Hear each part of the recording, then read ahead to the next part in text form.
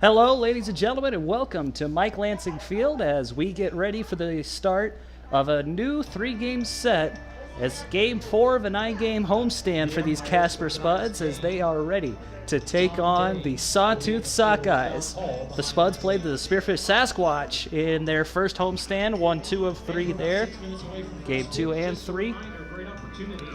And we are about ready to get underway here as the Spuds look for some revenge against the Sawtooth Sockeyes. These two met back in the middle of June, and the Sockeyes picked up a series sweep.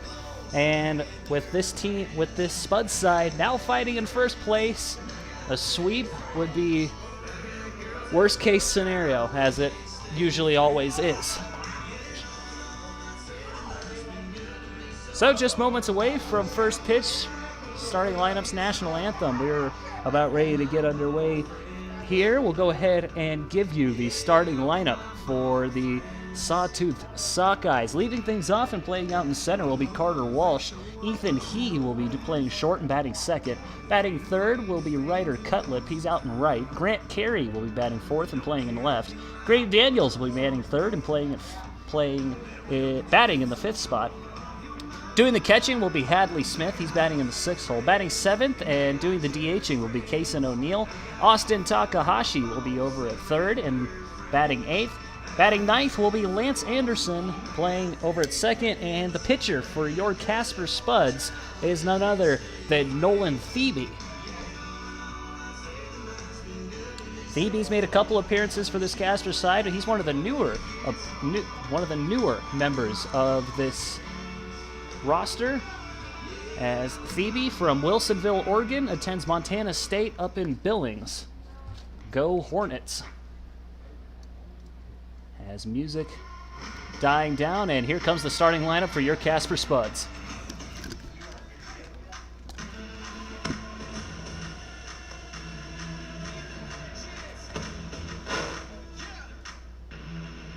Alright, Spuds fans, now for your starting lineup for your Casper Spuds. Playing left field from Jamestown College, number 3, Chase Burke. From the College of San Mateo, your shortstop, number 23, Nate Martinez. From Oklahoma Baptist University, your right fielder, number 31, Matt Marsick. From UC Irvine, playing third base, number 18, James Castanola. From Alabama AMU University, your second baseman, number 11, Chandler Stocking. From UMBC, your DH tonight, number 9, Dawson Baracani. From Murray State College, the man behind the plate, number 29, Parker Burke. Your first baseman from California Lutheran, number 4, Lucas Danielwicks. And the homegrown boy from Pima Community College, your center fielder, number 24, Elijah Reeves.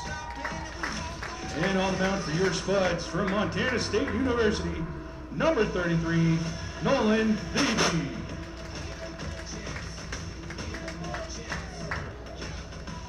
And fans, if you can stand and remove your caps for the playing of our national anthem.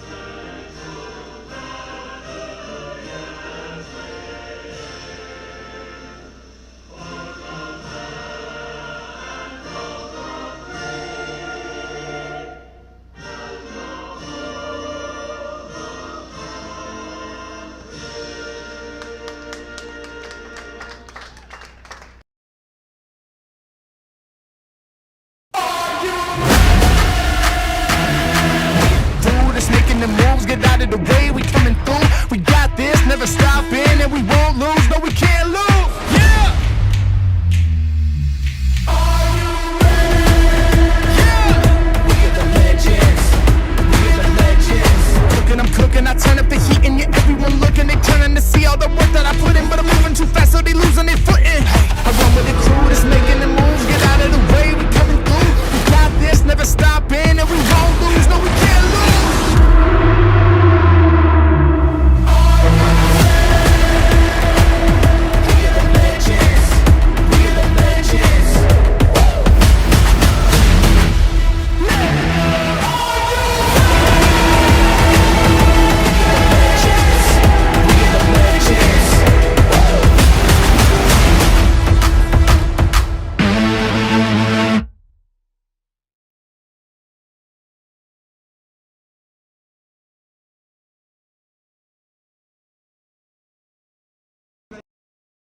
Just moments away from the first pitch as getting some warm-up pitches going. Man to look at in the Casper Spuds lineup, Nathan Martinez comes into this one hitting .292 with a .401 on base with a home run and 32 driven in.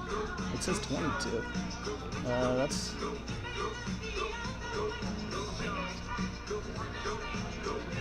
He should have 30.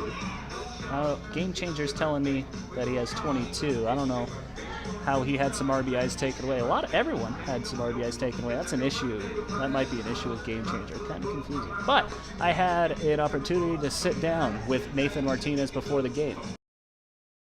Here with Spuds infielder Nathan Martinez. Nathan, you picked up 2 big wins in the first series. How does it feel? And what are the plans going into the next series in order to just keep on top of this ILB? It's pretty good winning 2 of the 3, especially at home for the fans of Casper coming to the games, and always watching the games online. It's really good, at least a win at home for the home crowd. And going into this new series, we're trying to win the series. It's always our goal. Our goal is since the beginning of the summer has been win every season possible, or win every series possible. And we're trying to win a couple more for the home team and the home crowd. So we're pretty pumped. All right, and with the season winding down and knowing where everyone's at, have you been doing any scoreboard watching at all? I have a little bit. I know we're in first, and we're trying to keep it that way at least for obviously the rest of the summer. And we're just glad to be still in the top. So. And how does it feel knowing that you have the opportunity to play playoff baseball in front of these fans? Oh, it's a great feeling. We love to play at home for the for the city of Casper, and it'd be really sweet to play a championship series here, and for just winning for the city of Casper. All right.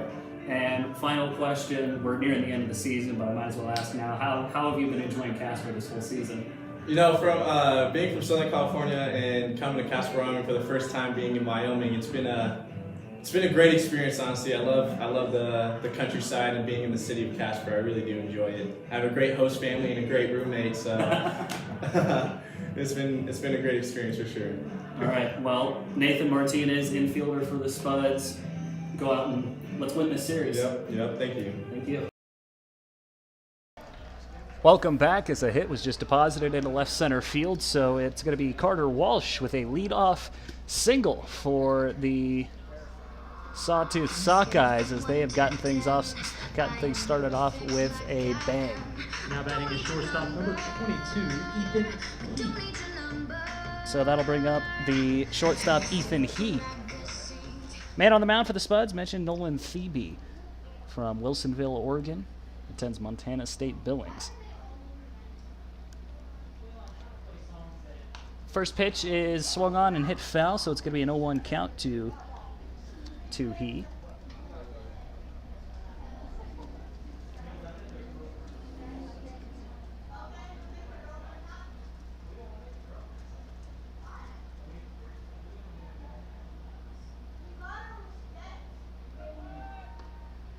Check on the runner over at first.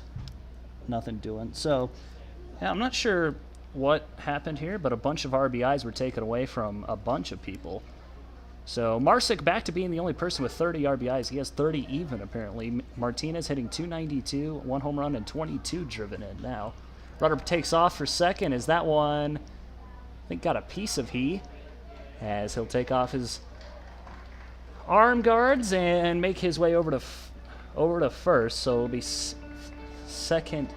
first and second with nobody out. Now batting is number 20, the right fielder, Ryder.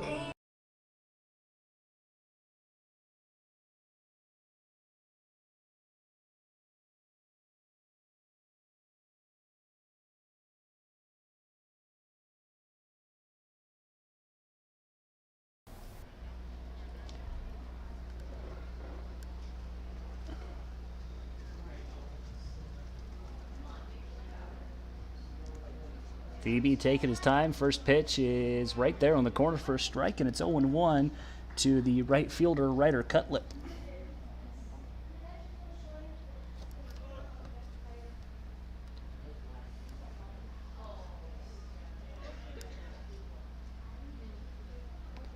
Next pitch on its way from Phoebe. Swing and a miss, and now he's up 0-2.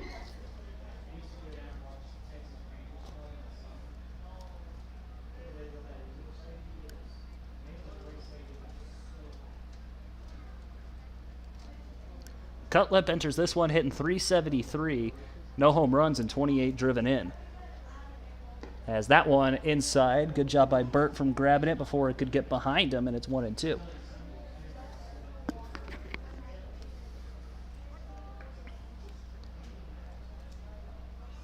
So Phoebe, he really likes to take his time when he's out there on the mound, and especially now when you've worked yourself into a little bit of trouble, you definitely want to make sure that you have everything right and make sure you execute here. Here's the 1-2. Just missed apparently, and it's a ball 2-2. Just off the plate. 2 balls and 2 strikes.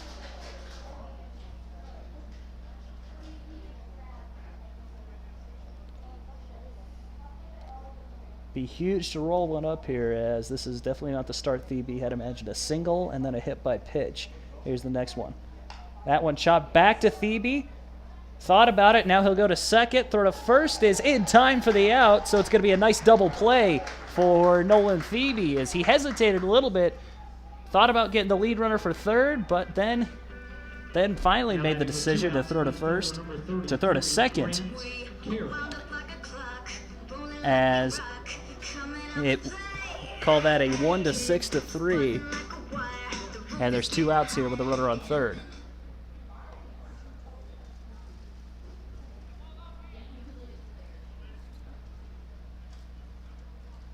So from 2 on and nobody out, it's just a runner on third with 2 outs, so it's going to take a base hit to bring that run home, as that's the test that Grant Carey is faced with as he swings and fouls that one off. Take a look. As we mentioned at the top of the broadcast, these first place Casper Spuds trying to hold on to that first place. And the Sockeyes are a team who are not eligible to compete for the playoffs. They're just here so other teams can get games in, and so that they can get games in as well, but they can't compete for any playoffs here in the ILB. Let's go ahead and flash you the standings between everyone, as that one catches the outside corner for a strike, a ball and 2 strikes now. Up in first place, of course, is your Casper Spuds. Badlands Big Sticks in second at 9-8, 3 games back. The Oahe Zap at 9-9, 3.5. Spearfish Sasquatch sitting at 9-10, 4 games back of the Spuds. Fremont Moose 6-11, 6 games back. And last but not least, of course, is the Hastings Sodbusters at 4-12, 7.5 games back of the Spuds. As that one swung on, hit on the ground to second, fielded cleanly. The throw to first is in time, and that will end the inning. So the Spuds get out of the jam, as it was a little scary to start. Had 2 on and nobody out, but then a double play and another ground out later. The Spuds keep the Sockeyes off the scoreboard. We'll go to the bottom of the first, no score.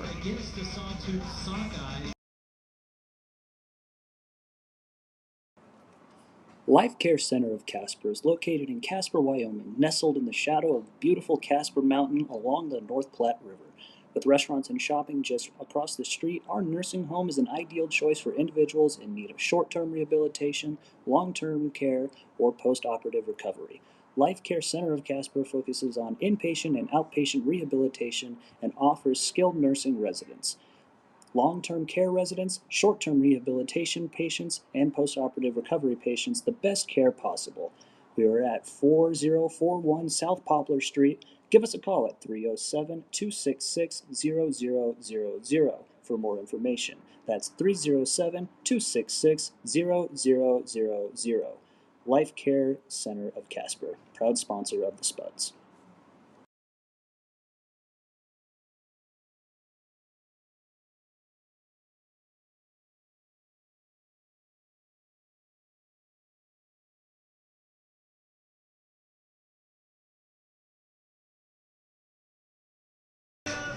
Welcome back to Mike Lansing as the Spuds get ready for their first turn to swing the sticks. As the Spuds will line up like this. We'll go over this if you're just joining us. Leading things off, playing out in left field will be Chase Burke. Nathan Martinez batting second, playing short. Matt Marsick in the 3 spot, and playing in right field.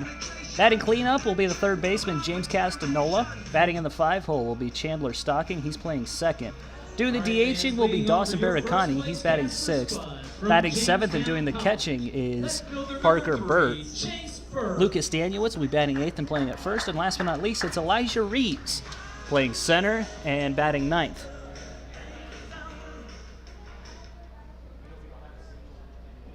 Ryan Towers is on the mound for the Sawtooth Sockeyes as the first pitch fastball is too low for a ball. 1-0 the count to start. For Chase Burke.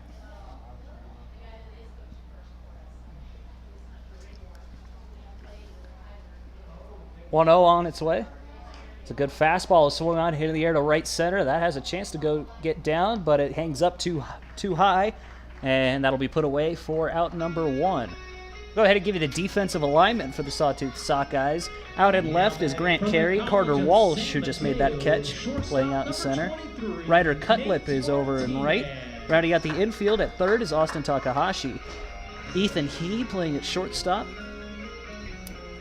Lance Anderson over at second, and Grady Daniels playing first. Behind the plate is Hadley Smith, and as mentioned, Ryan Towers doing the pitching. Nathan Martinez takes a look at that fastball right in the zone for a strike, and it's 0-1.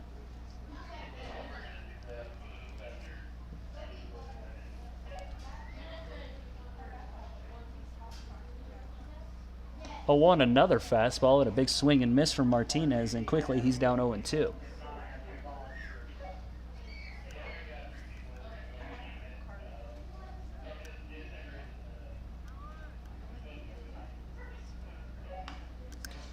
Martinez swings at the next one and hits it foul. In the series decider against the Sasquatch, Martinez had a day to forget. 0 for 4 with a strikeout. 0-2 to him one more time is hit foul once again, so we'll try again at no balls and 2 strikes.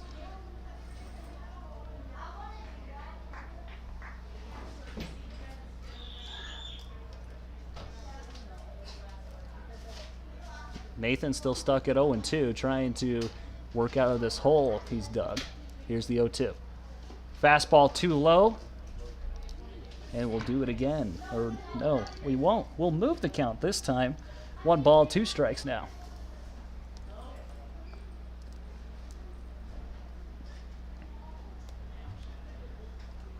One-two to Martinez is hit pretty hard in the air to center. Walsh will go back on it as he will range over and stick out his glove for the catch, and there are 2 outs now.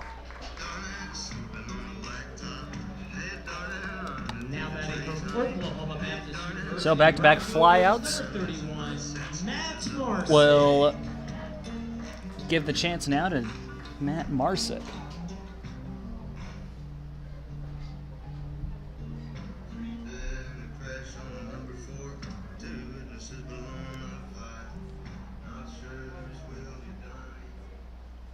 Towers out there on the mound for the Sockeyes, as mentioned. From Las Vegas, Nevada, attends Loyola Marymount.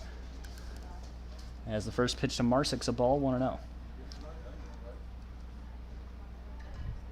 Lefty-lefty matchup as things are pretty busy out there in Central. The 3rd straight fly ball hit at Carter Walsh will be put away for the out.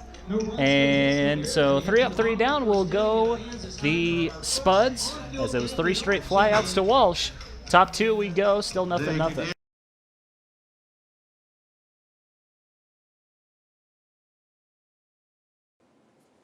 The Casper Spuds want to thank our sponsor, Central Wyoming Counseling Center. We are committed to helping adults, children, adolescents, and families achieve behavioral health solutions. We help them with everything from daily stressors to interventions for individuals, couples, or families experiencing intense, ongoing challenges.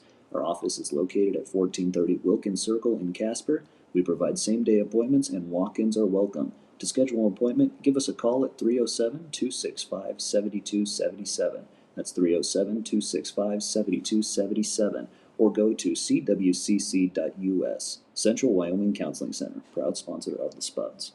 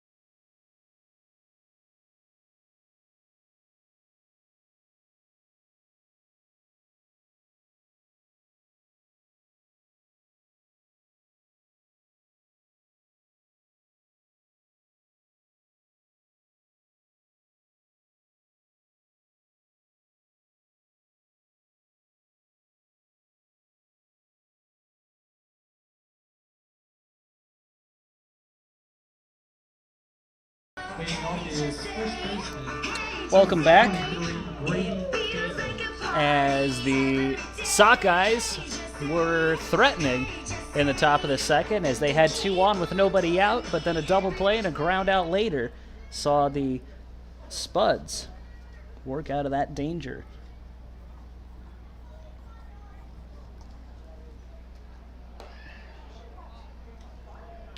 First pitch is outside for a ball.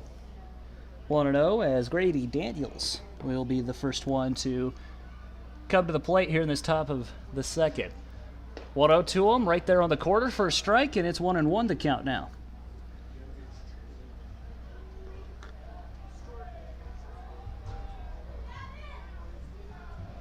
One ball, 1 strike to Daniels.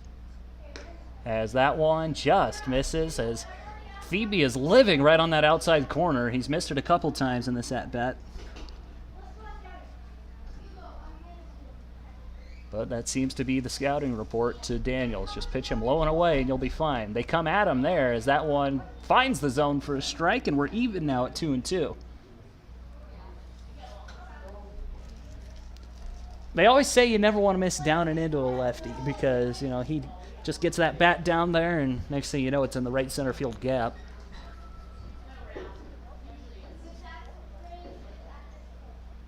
Two. Comes right at him with the fastball, and that's going to get down for a base hit. So they let off the first inning like this. We'll see how they fare in the second inning now.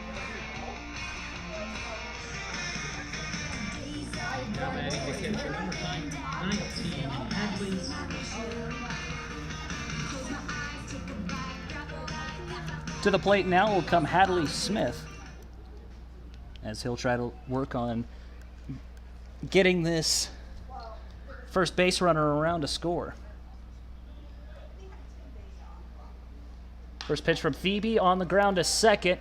Flip to Martinez for 1. Throw to first is over the head of the first baseman. It's going to kick off the dugout, and they're going to award Smith second, and they'll say it went out of play, as it kind of just went right at those steps by the Spuds dugout. So Daniels out. Fans of Cason strikes out. We get discounted beer here at Mike Lansing Field. So we'll go with a fielder's choice and then an E6, putting Smith all the way at second. We'll go ahead and give you the defensive alignment for the Casper Spuds. Out and left is Chase Burke, Elijah Reeves in center, Matt Marsick out and right. Playing third is James Castanola, Nathan Martinez at short, Chandler Stocking at second. Lucas Danielitz playing first as that one's fouled back, 0-1. But that is one strike on the beer batter, folks. Behind the plate is Parker Burt and, of course, Nolan Phoebe doing the that's pitching. true. I'm not good at math, but I'm glad you got that, Davey. Tyson O'Neill to the plate for the Sockeyes.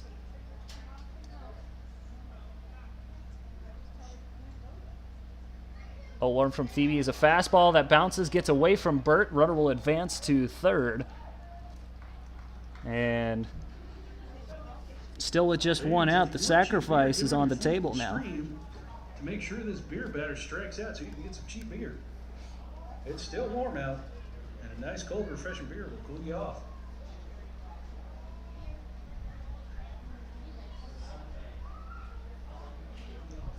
O'Neill from Kuna, Idaho, attends the College of Southern Idaho, and is facing a 1-1 count here.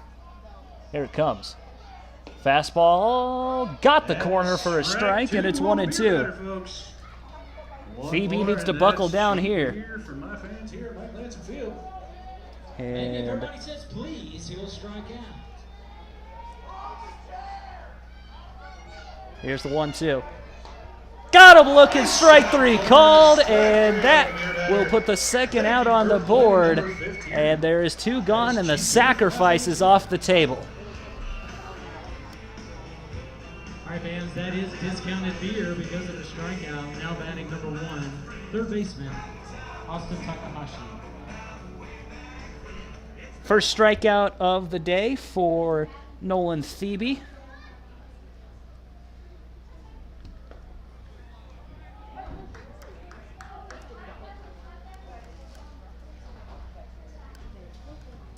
As the first pitch to Austin Takahashi is a strike.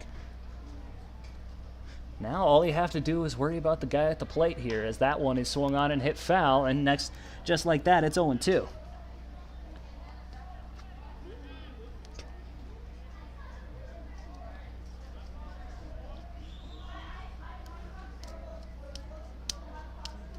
The Sockeyes have had a runner on third in both innings.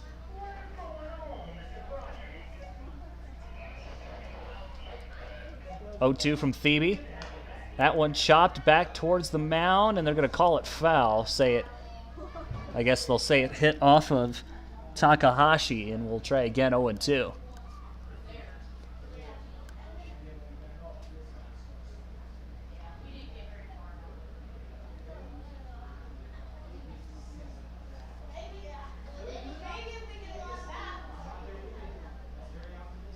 Takahashi from Roseburg, Oregon, attends the University of Portland.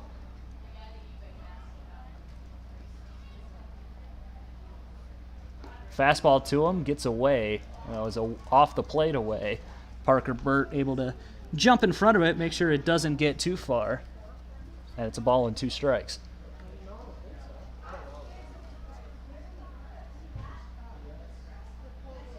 Phoebe gets the signs.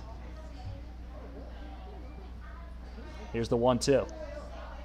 1-2, just missed. Phoebe was about ready to head to the dugout. He thought that was strike 3. Home plate umpire didn't think it was, and it's 2-2.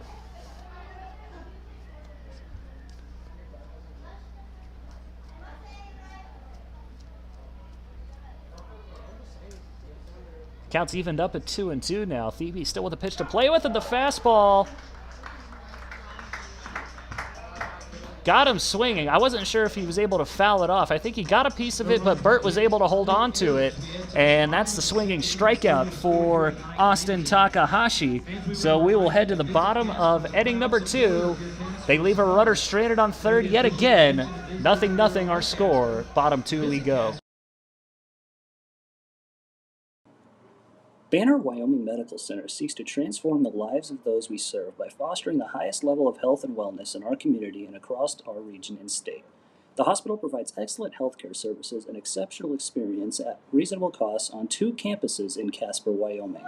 As a regional trauma and referral center, Banner Wyoming Medical Center serves 11 Wyoming counties with more than 250,000 people by providing comprehensive heart, stroke, and trauma care. We are located at 1233 East 2nd Street. Give us a call at 307-577-7201. Banner Wyoming Medical Center, proud sponsor of the Spuds.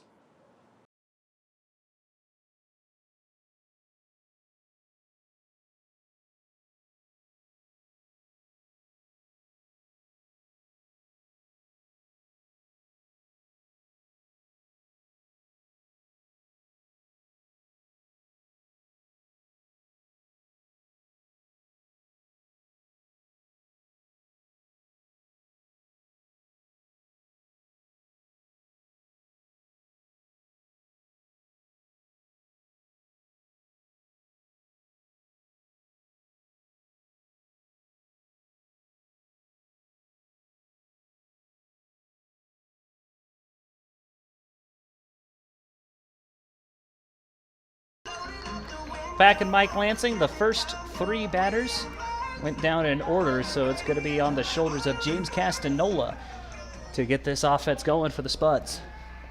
As it's the middle third of the order due up as the first pitch to him. Just below the knees for a ball, 1-0 to Castanola.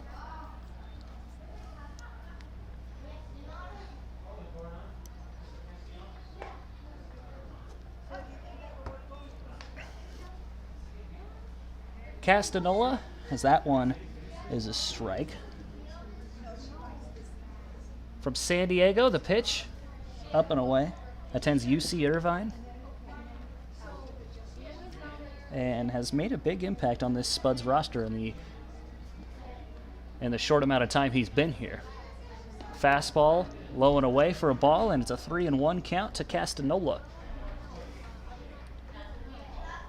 Castanola enters today hitting .286, but the .423 on base, as that fastball is swung on and hit in the air towards shallow right, coming over his cut lip, and he will put it away for the out.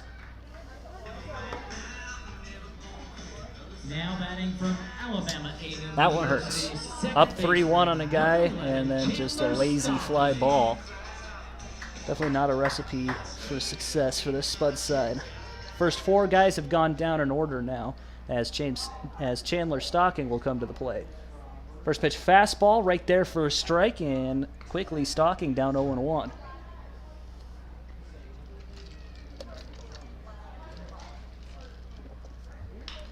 One swung on, hit towards the hole, fielded by the shortstop, throw to first, not in time, and he dropped it anyway. Go ahead and give him the single. That's the first hit of the game for the Spuds. And the first base runner, that'll bring up Dawson Barricani. Now batting from UMBC, the designated hitter, number 9, Dawson Barricani. Barricani played shortstop in the game against Sasquatch, where he went 1 for 3, singled, came around to score back in the 6th in that game. He also had a sacrifice fly for good enough for an RBI.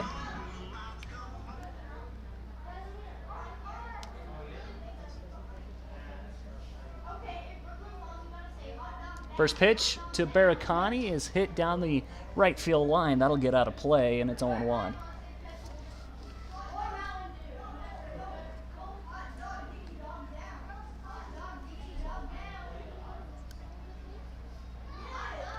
One on, one out.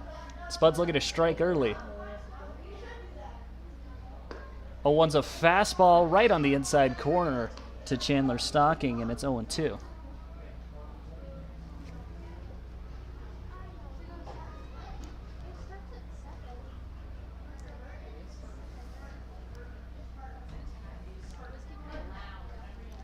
Towers gets the signs. The 0-2 is swung on, hit in the air to center. Walsh will go back, and he'll put it in his glove for the second out of the inning, as Walsh has made 4 of the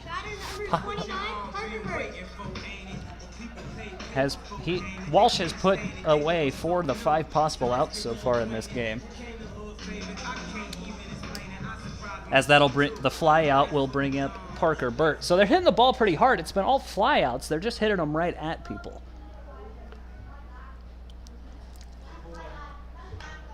As Burt's first pitch swinging, as the first baseman, Grady Daniels, will glove it, step on first himself for the out, and that'll end the inning. Spuds strand 1 after getting their first hit. We'll go to the top of inning number 3. Still no runs on the board.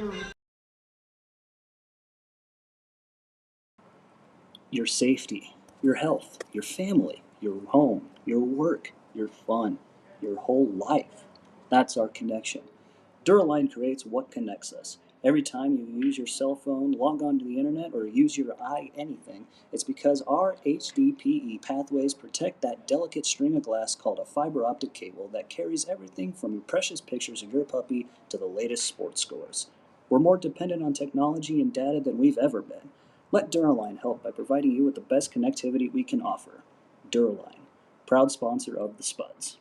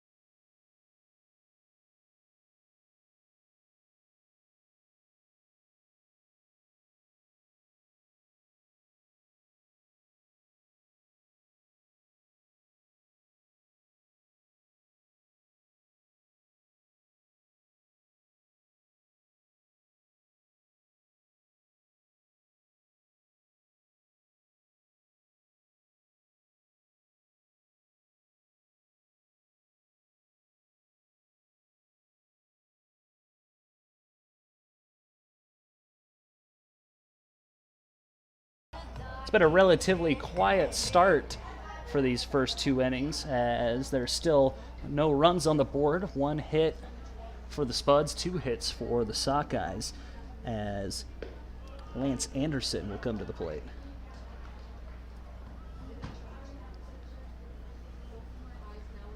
First pitch is a strike to him, and it's 0-1. Next pitch is also a strike, and quickly it's no balls and 2 strikes to the Sockeyes second baseman.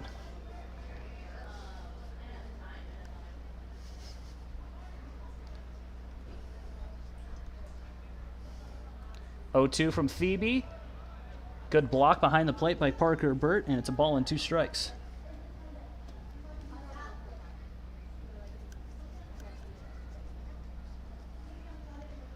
One and 2 the count. That one way off the plate. Tried to get him to chase. He's not biting, and now we're even at 2-2.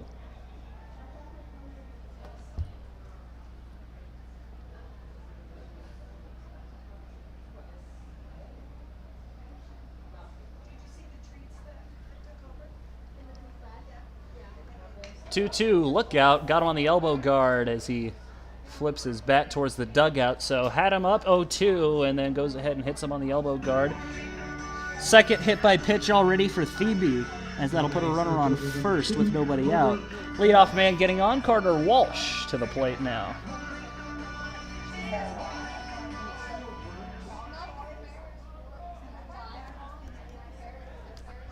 Walsh led things off with a single,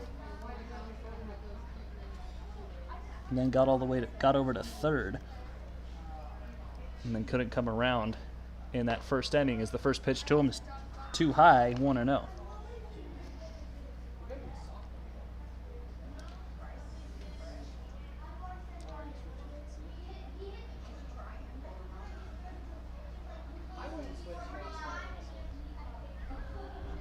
Here's the 1-0. That one just off the plate away, down and away, and it's 2-0.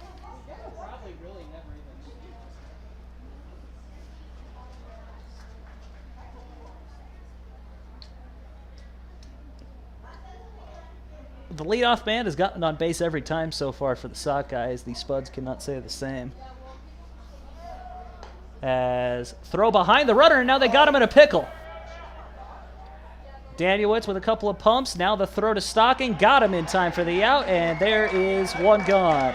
So credit Phoebe with a pickoff. Or would you? No, I think you would give Bert the caught stealing because he went for second. That's how that would work. So Bert catches a guy stealing off of that, as now there's bases empty with one out.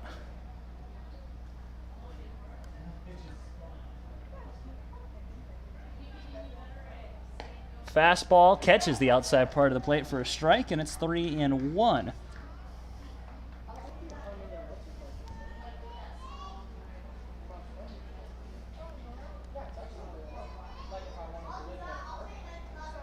(3-1) on its way as that one is swung on and hit in the air towards left. Going over is everyone, and Burke sticks out his glove. Can't put it away as both him and Castanola were trying to track it, and it ends up getting out of play, so the count will move full at 3-2.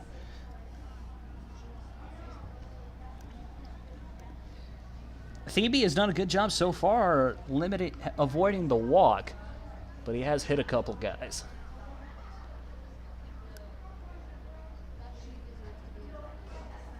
Full count opportunity here for Walsh, as that one is hit down the right field line, and we'll do it again at 3-2.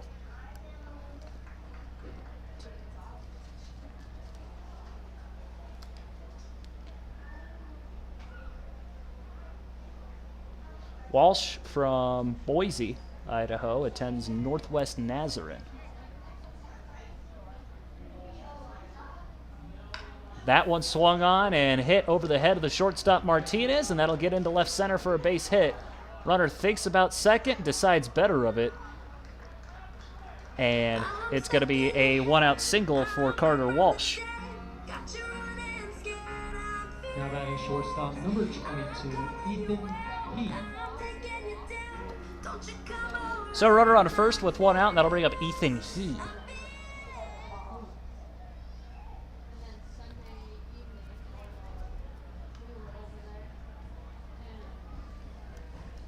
He was hit by a pitch in the first.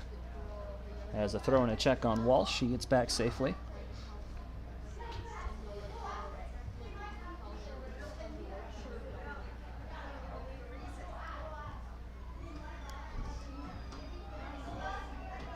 First pitch coming, runner breaks for second. That one thrown behind he. And the runner will just go ahead and make it a second. No throw from Bert. And it's 1-0.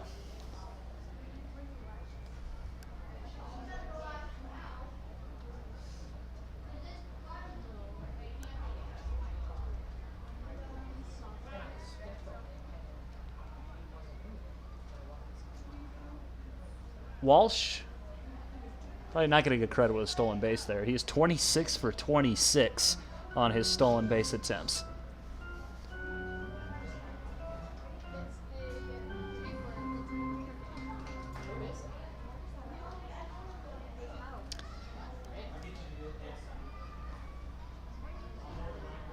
Ethan, he entered today with a .275 average and a .463 on base, 1 home run and 17 driven in, as the next pitch to him is off the plate. No, it's not right there on the plate for a strike, and it's 1-1.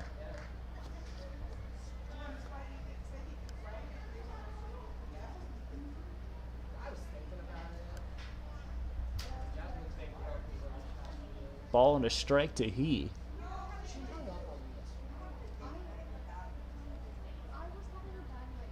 Phoebe checking on that runner. Walsh doing a little dancing, and a good pitch, but it just missed for a ball. 3-2-1.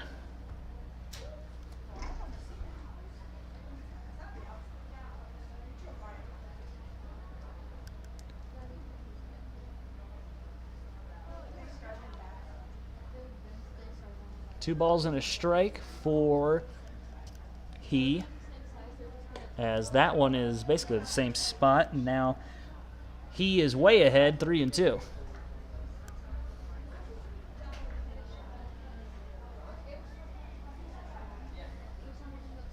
Way ahead at 3-1, not 3-2.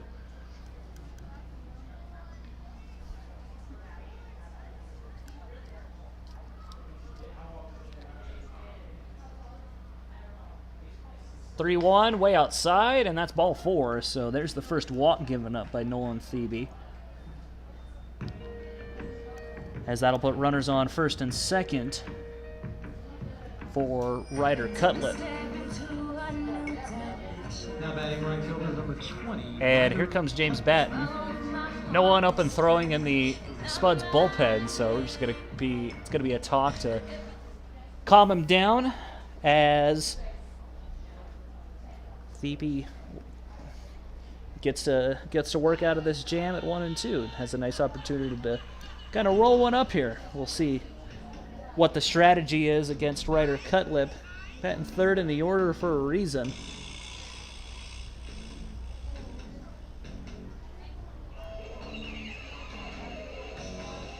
As he has a .373 average. No home runs, but is second on the team in RBIs. Tied for second. Grant Carey also with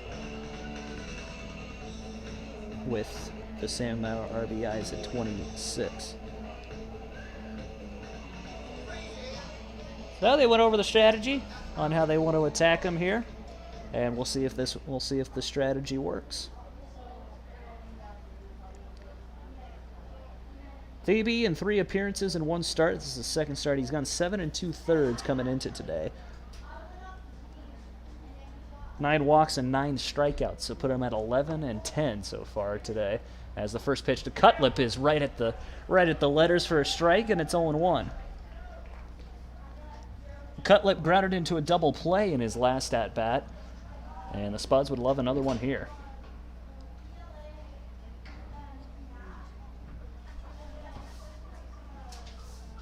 (0-1) on its way, as that's a fastball hit on the ground to first. Daniewicz has it, and they're just going to get the sure out at first, and it's not a sure out anymore. Runner breaks for home. No throw, and there's going to be a run in. As the throw, Thebe had to jump for it and couldn't come down on the bag in time. Heads up base running from Carter Walsh as he saw that and took the extra base and comes around to score. And the 2 umpires are going to come together and talk. Don't know, not too sure what. Yep, they say, yep, it's good. Not too sure what that could have been about. Some interference somewhere, maybe. Maybe talking if Cutlip got in Thebe's way when he tried to make the catch. They decided he doesn't, and now James Batten wants an explanation. Maybe he wants interference on Cutlip.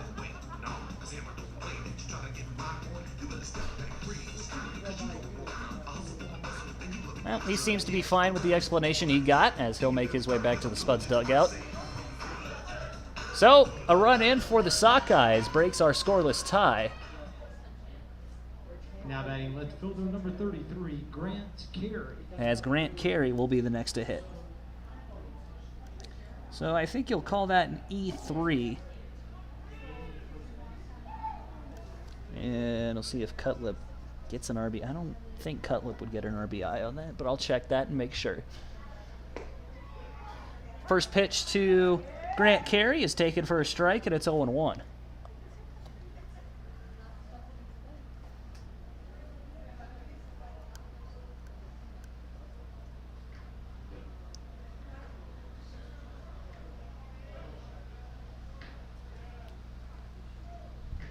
Time called. Still trying to figure everything out here.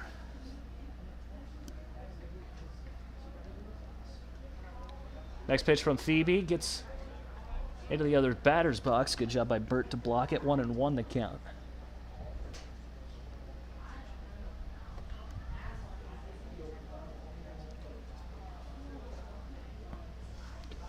Ball and a strike to the number 4 hitter. As that one swung on and hit back foul, so it's a ball and 2 strikes now to Grant Carey. Carey out of Melbourne, Australia. Attends Tarleton State. Remember the name Tarleton State? They were part of the U.S. Virgin Island tournament the University of Wyoming basketball team was part of. As the 1-2 to carry, swing and a miss. And that's strike 3. Umpire says he actually got a piece of it, but it's held onto behind the plate by Burt. And there's 2 outs. Number 23, Grady Daniels.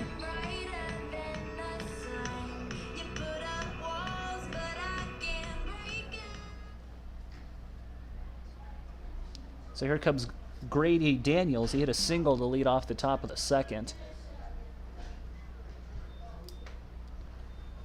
Puts 2 on, 2 out. He's first pitch swinging down the right field line, and he'll get foul.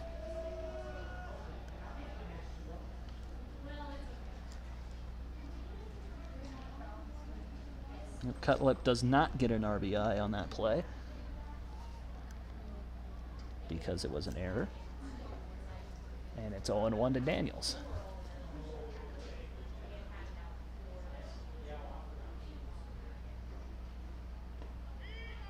That one bounces in front of Burt. He blocks it behind the plate. It's been pretty active so far, and it's a ball and a strike.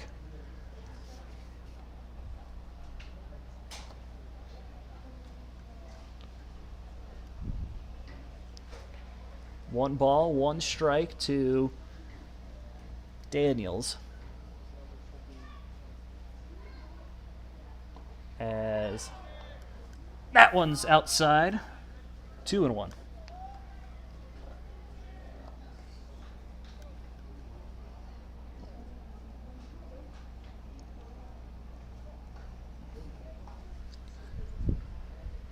Everyone in the ILB got the day off yesterday. Back at it again today. And in a big race that the Spuds have made a little bit of ground on, but there's no such thing as too much ground that you can make, because that's a strike to Daniels. 2 balls and 2 strikes now, and Thebe jumps up ahead. Games to keep your eye on. The Oahe Zap in Fremont taking on the Moo, and the Moo are on top 7-0 at the current moment, as that one is too low. Zap holding on to that 3rd place spot. Full count. 2 outs, so both runners will be on the move.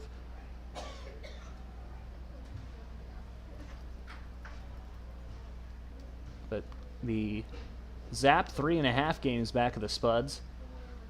As runners go, that one chopped foul.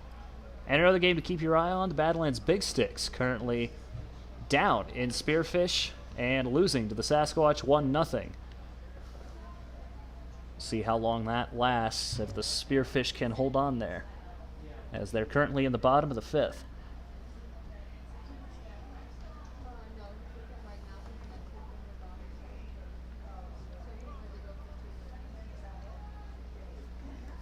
Full count opportunity one more time. Swing and a miss, and Grady Daniels will go down on strikes.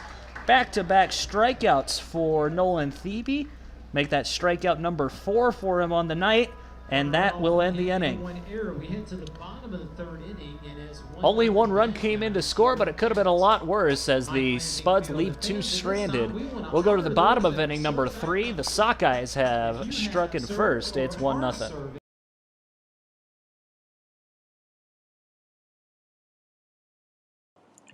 Providing pipe, fittings, flanges, and valves to energy-related, and general construction markets since 1986, with quality performance and integration strategies to meet all your lean manufacturing and construction goals.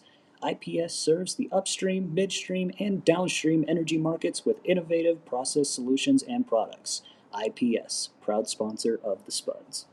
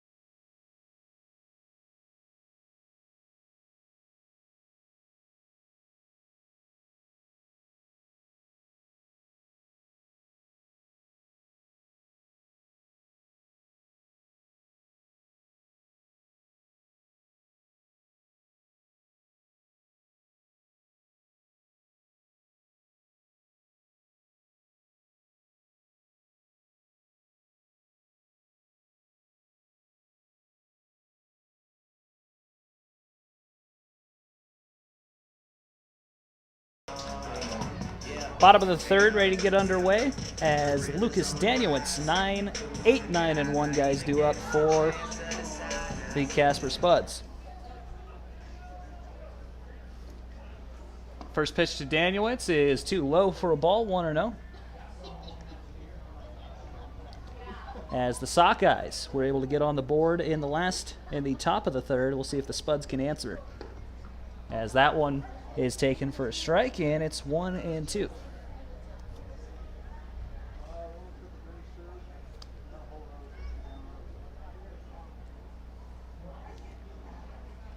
One, two, too far inside on Danielitz. It was a 1-1 pitch, excuse me. 2-1.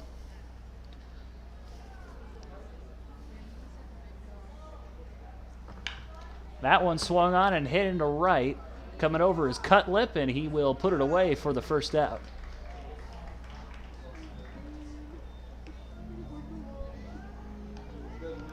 That's now 6 of 7 possible. Number 24, Elijah Reeves. That's Verano.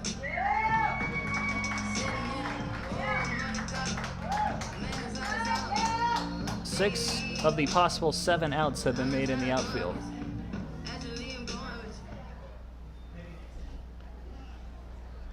As Elijah Reeves, the number 9 hitter, here to bat for the Spuds as he takes a big swing and miss. So it was definitely a good pitch to hit. That was pretty high up in the zone. Just missed it. Takes the next one, and it's a strike, so quickly Reeves is down 0-2. Reeves, the mainstay Casper, Wyoming native, loves that center field spot. He attends Pima Community College as that one got him right on the hand. That can't feel good, and he'll get awarded first. Started to swing, definitely didn't go, but it's a 1-2 now. No, it's not 1-2. Runner at first base, number 3. It's a runner on first for the Spuds. Second base runner of the game for the Spuds, as Chase Burke will come to the plate with 1 on and 1 out.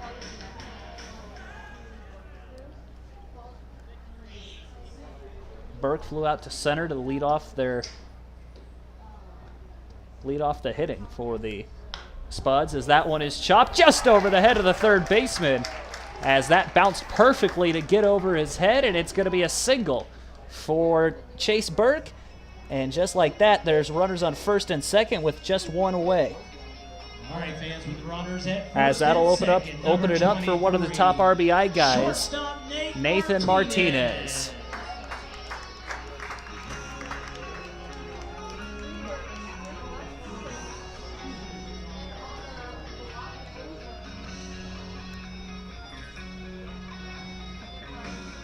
As time called, Marsick comes over, and there's a baseball that someone needs to take care of. Yep.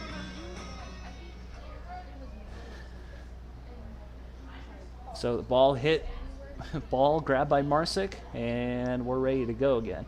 That one, right at the knees of Nathan Martinez, and it's 0-1 to the Murrieta, California native.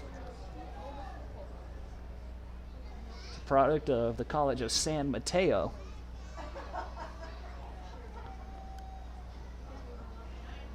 A former Wolfpack member before transferring to San Mateo. Is the fastball too low, and it's a ball and a strike. Former Wolfpack of Nevada native member, not a native of Nevada.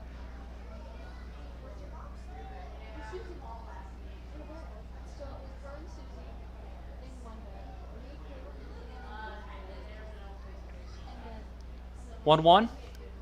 Fastball too low, and it's 2-1. Hitters count now for the Spuds shortstop.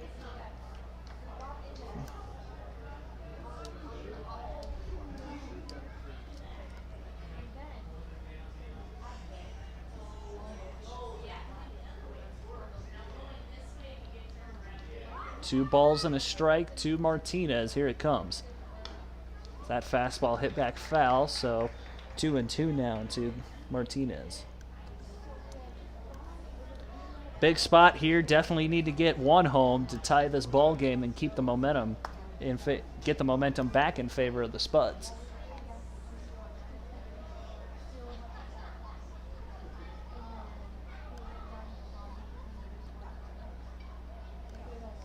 2-2 from Towers. Swing and a miss. And that's out number 2.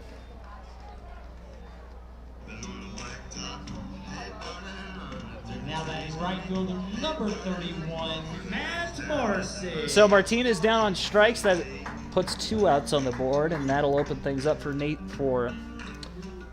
Marsick.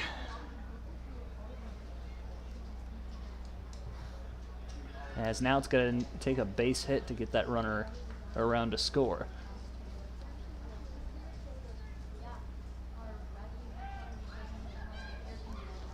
Reeves doing a little dancing over there at second as Towers steps off. Elijah Reeves, Chase Burke, the 2 out on the base pass, and Matt Marsick trying to get him home. First pitch to him, too high, and it's 1-0. Marsick, like everyone else in the top third of the order, flew out to center in the top of the first for his first AB.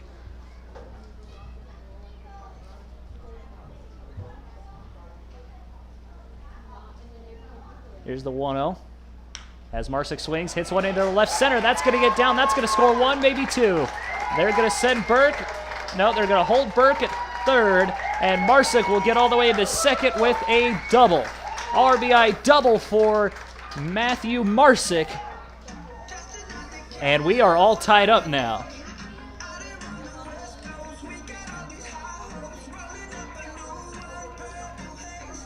Now batting number 18, third baseman James Castanola. So runners on second and third now after the RBI double by Matt Marsick. And a chance for more damage for James Castanola. First pitch fastball is swung on and hit foul, just a tick behind it, and it's 0-1.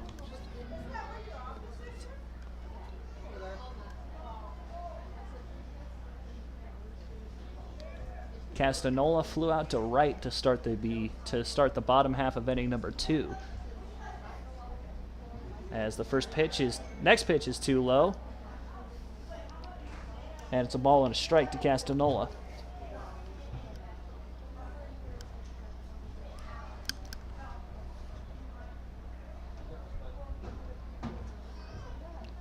Base open, so you don't have to come right at him, but there are 2 outs, so you might as well try to end this inning as soon as possible. Here's the 1-1. That one chopped onto the ground to short. Throw to first will be in time for the out, so that will end the inning.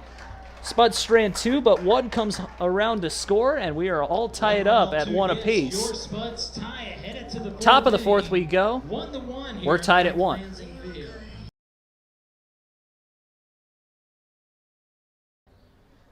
The Casper Spuds would like to recognize the Ramkota Hotel and Conference Center as their official hotel partners for the 2023 Independence League season.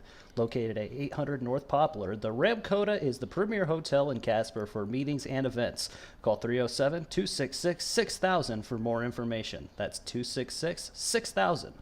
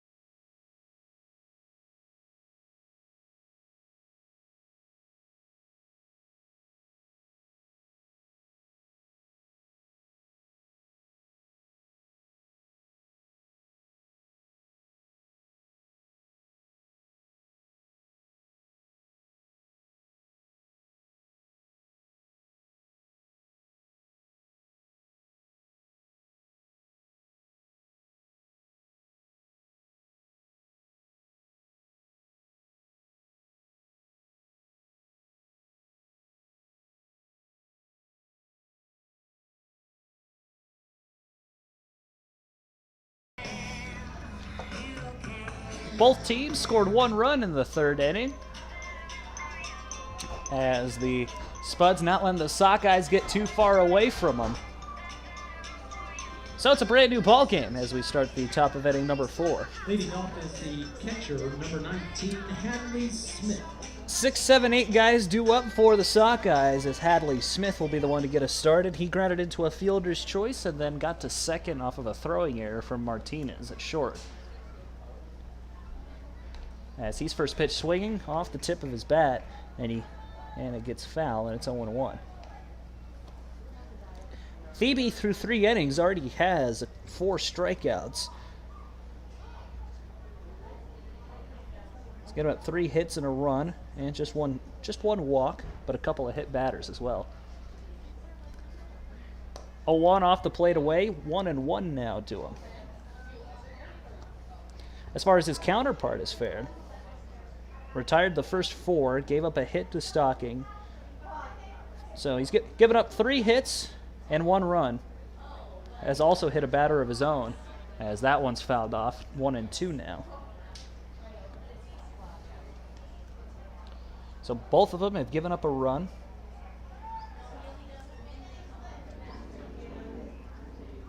Both of them with 1 run and 3 hits given up.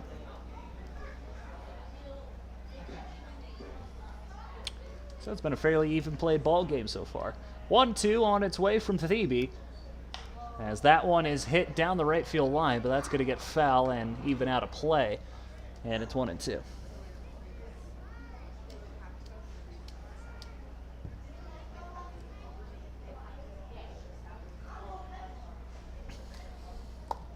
Smith taking his time, setting up in that batter's box. He's from Eagle, Idaho, and hits a grounder to Castanola at third as the throw over is in time for the out, and there's 1 out. Now batting number 15, tonight's designated hitter, but more importantly, tonight's beer batter, Kaysen O'Neill. Coming up to hit now will be Kaysen O'Neill. It's been designated beer batter, meaning if he strikes out, it'll be $2 off beer for everyone in attendance. Just another reason to come to a Spuds game. He's already 0 for 1. He's already struck out once, as that one just off the plate away for a ball, 1-0. That was almost a strike.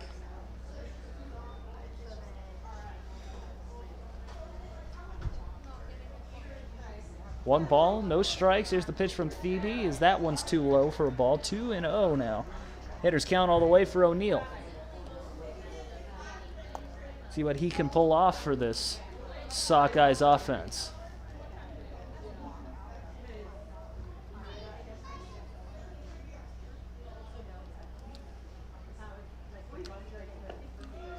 Next one also misses, so it's 3-0 now to the Sockeyes DH.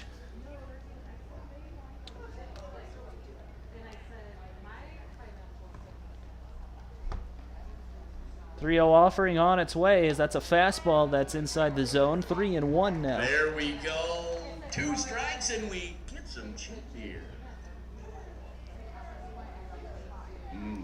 Beer. 3 balls and a strike. Thebe trying to come back here. Here's the next pitch, as that one is hit back foul, and now we're full. Long strike for 2. Stomp your feet, make a little noise. Let's get some beer. Beer, beer, beer, beer, beer, beer, beer, beer. Full count opportunity here for O'Neill, as Thebe looks to get him. That one swung on and hit foul, and that's going to bounce off the third base party deck. Kid, throw him the beer. So we'll try it again at a full count. We got one more chance, folks. Spuds trying to shut down this Sockeyes lineup. Don't want them to get any momentum after the 1-run inning. Trying to keep them from getting anything more. Full count offering on its way one more time. That one's down the right field line, and it's going to get foul. He's trying as hard as he can, folks. One more decibel, I'm pretty sure we got it. We'll try again at 3-2.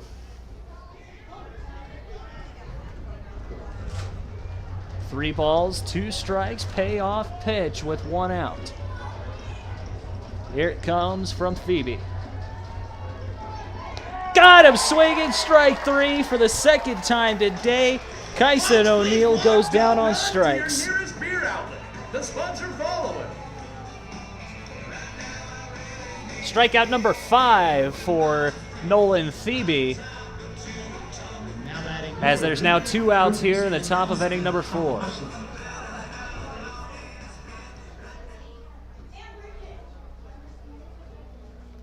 Man up and throwing in the Spuds bullpen, as that one's inside to Austin Takahashi. Danner Hamburg up and throwing in the Spuds bullpen.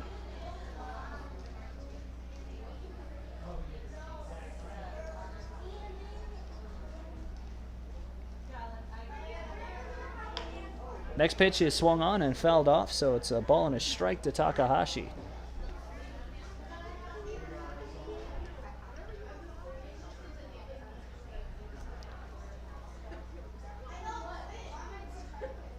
One and one the count.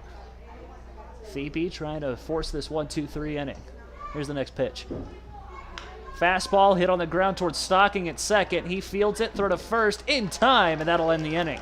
So 3 up, 3 down will go the Sockeyes, including a strikeout for Phoebe, as we'll head to the bottom of inning number 4. Spuds look to capitalize on this scoreless inning as we're tied at 1. Still 1-1. Visit Casper is a proud supporter of your Casper Spuds, the official convention and visitors bureau of Casper, Wyoming. Visit Casper will be on the field all season with the Spuds as the sponsor of the team's batting practice jerseys. Visit Casper is your resource for information on the one and only Casper. If you're joining us from out of town, log on to visitcasper.com for information on restaurants, hotels, and things to do in the one and only Casper.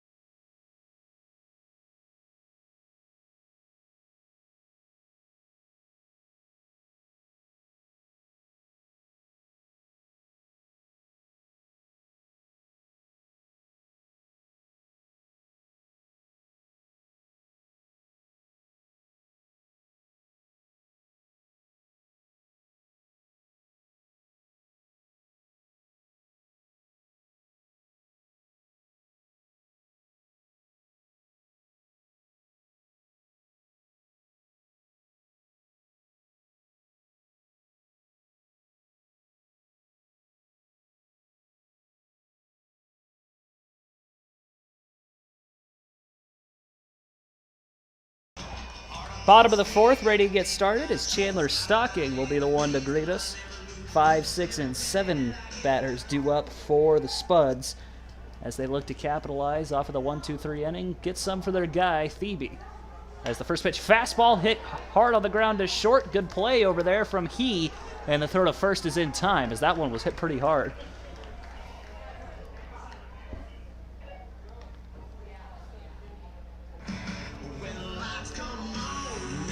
Number 9. 1 pitch, 1 out, and that'll bring up the DH, Dawson Barakani. Little score update. The Fremont Moo are up on the Oahe Zap in the top of the 7th, 8-0. You like that if you're a Spuds fan, as that one's outside.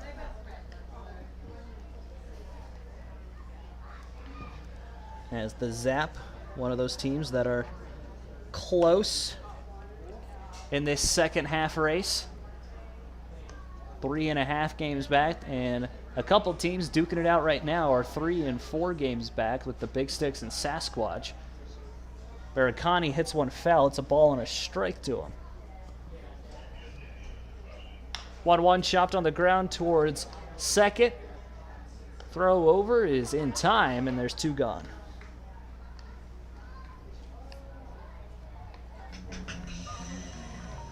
They're in the bottom of the 6th with the Sasquatch. Games being played in Spearfish. Bottom of the 6th, tied at 1. Sasquatch have 1 on with 2 out at the current.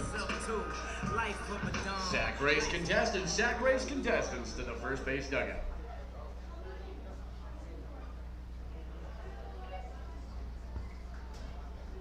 First pitch to Parker Burt is too low for a ball.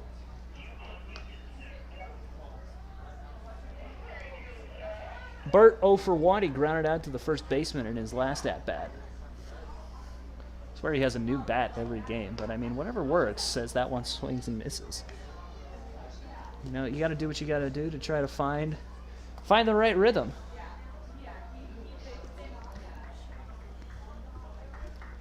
One ball, one strike, as that one swung on and hit foul. Count moves to 1-2 for Burt.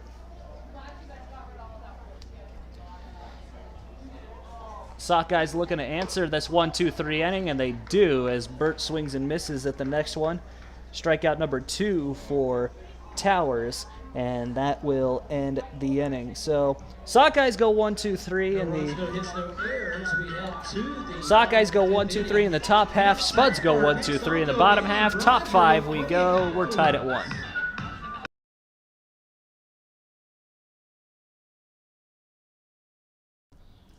Wyoming Recovery offers compassionate care right here in Casper.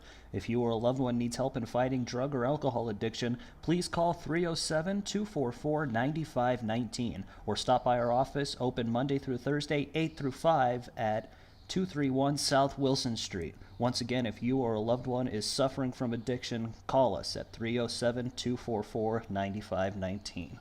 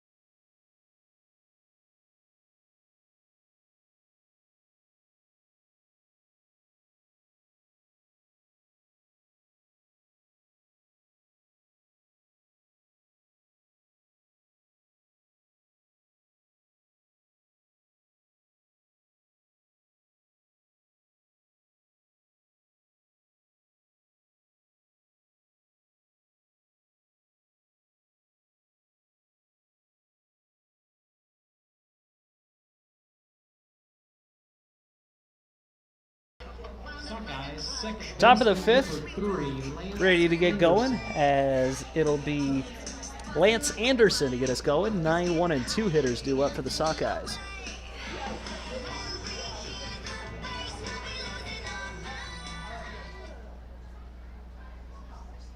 New man on the mound for the Casper Spuds, as it's Danner Hamburg, as he throws a first pitch strike to Anderson.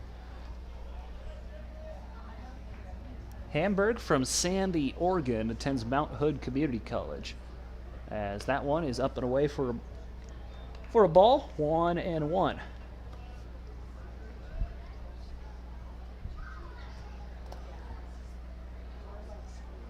One from Hamburg. That one's also outside.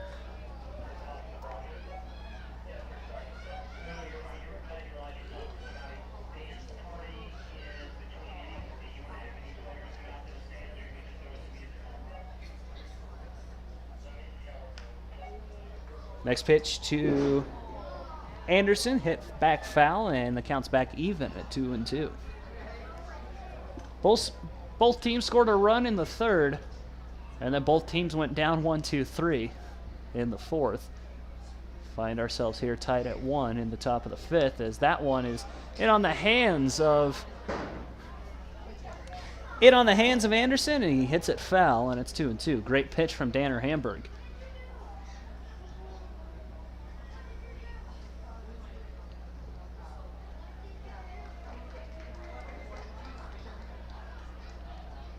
Two, one more time. Swing and a miss, and that is out number 1.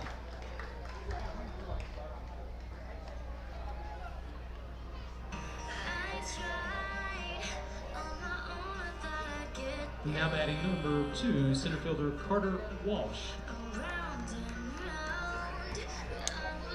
So Hamburg greets Anderson with a strikeout, and Carter Walsh will come to the plate now. Walsh 2 for 2 with a couple of singles, as that one's up and away for a ball, 1-0.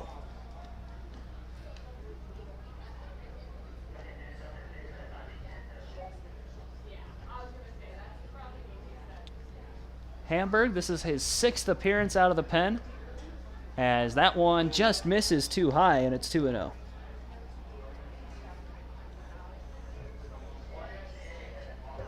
It's gone 9 1/3.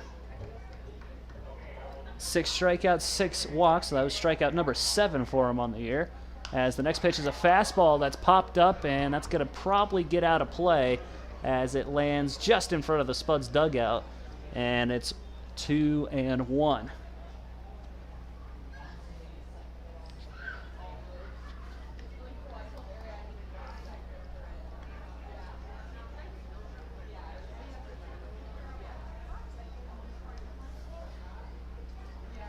Two balls and a strike to the Sockeyes center fielder. He's had a pretty busy day, especially the first time through the order, as he made 4 of the first 9 outs to begin the game. As that one popped back foul just to the right of the press box. Doesn't come screaming in here like the last one did.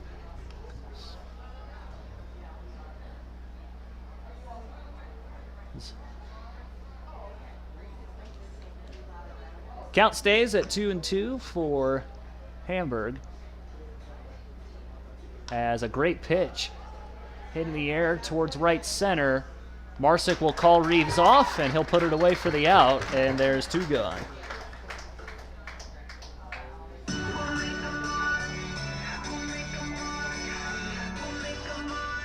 batting shortstop number 22, Ethan He. First 2 men down, and that'll bring up Ethan He. No official at bat for him yet. He was hit by a pitch in the first and then drew a walk in the third.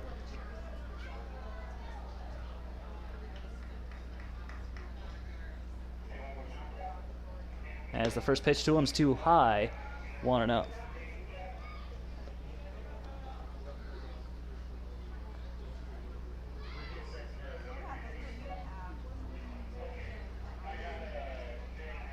Next pitch way outside. 2-0. Didn't even have to think about swinging at that one.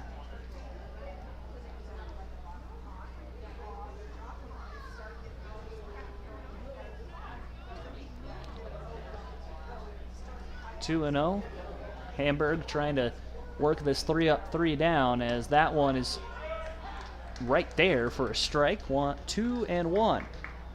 Thought that might have just missed inside, but hey, I'm not complaining.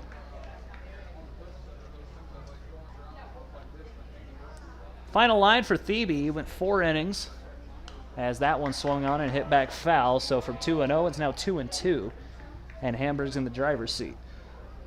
4 innings, 3 hits, 1 run. That one wasn't earned. 5 strikeouts and a walk. So it's a pretty solid line of work. He finished the day with 76 pitches, as that one is hit down the line, and it'll get foul, and we'll stay at 2-2.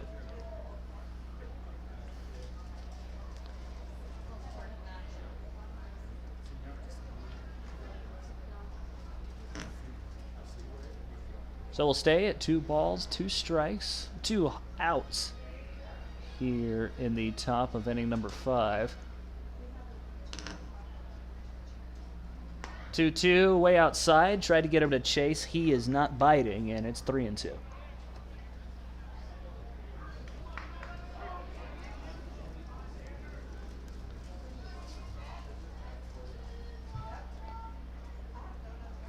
Full count offering. Here's the payoff pitch.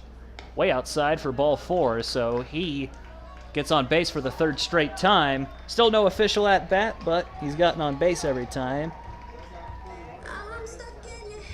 As the 2-out walk will bring up the right fielder, Ryder Cutlip. Now batting right fielder number 20, Ryder Cutlip.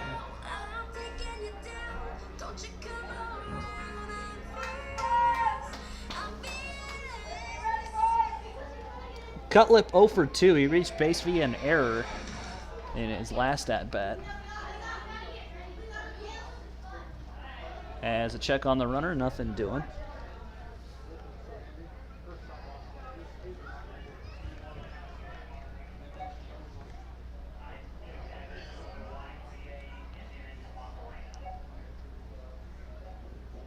First pitch is a fastball on the inside part of the plate for a strike.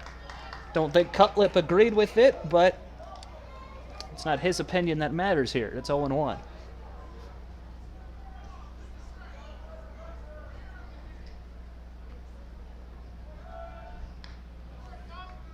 Check on the runner once again.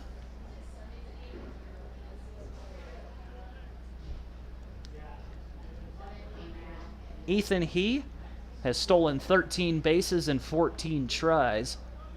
So they're right to be worried about him, as the swing and a miss puts the count at 0-2. Hamburg trying to pick up his 2nd strikeout of the inning. Would be strikeout number 7 as a entire staff for the Spuds.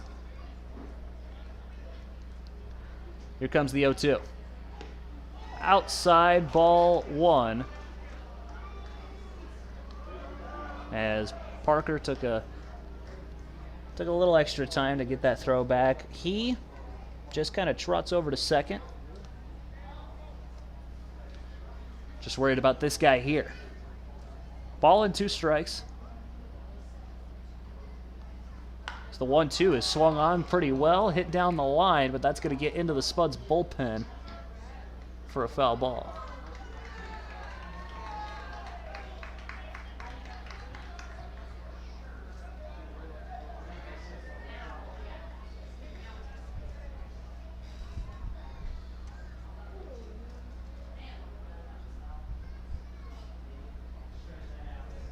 One and 2 the count.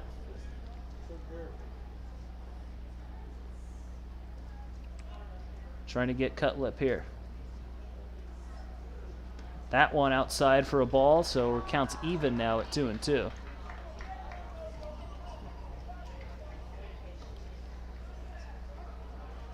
Oh no, it is 1-2.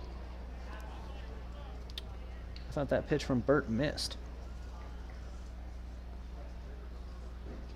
That one swung on, hit down the right field line, and that's going to stay as a fair ball. So, and the Sockeyes are going to break the tie. The throw into second is cut off by Stocking, and it's going to be an RBI double for Ryder Cutlip.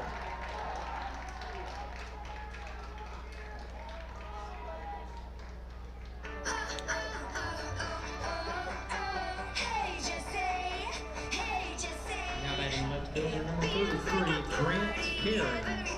So the Sockeyes have broken the tie once again. Grant Carey will come to the plate with a runner on second as Cutlip and He trade places.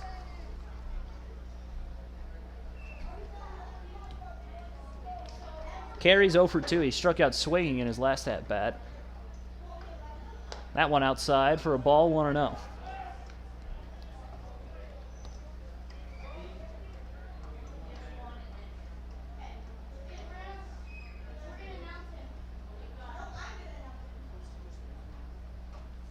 One, 2, 1-0, way outside, 2-0.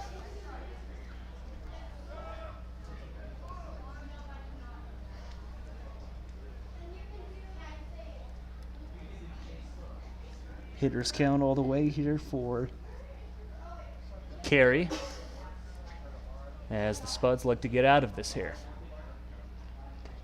2-0's right there for a called strike, and Hamburg trying to battle his way back. It's 2-1 now.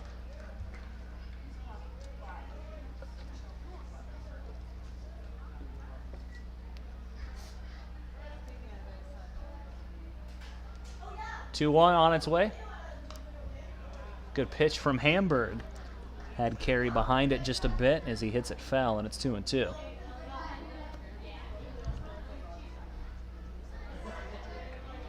So with the count even at 2-2, Hamburg trying once again to get a strikeout here. Does have a pitch to play with, so you don't need to come right after him here. Does, and it's fouled off. 2-2. Once more.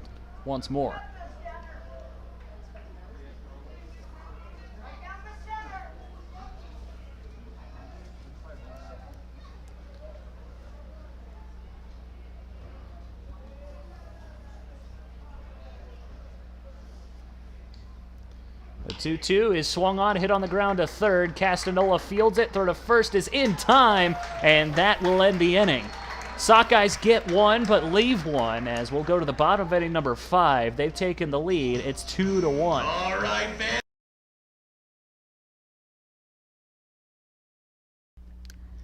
Teton Distributors is Wyoming's foremost distributor for some of America's most beloved beer, heavy decorated craft brews, and new age non-alcoholic beverages. Teton Distributors continues to grow and is proud to be the only statewide distributor in Wyoming. Teton Distributors is a proud sponsor of the Casper Spuds.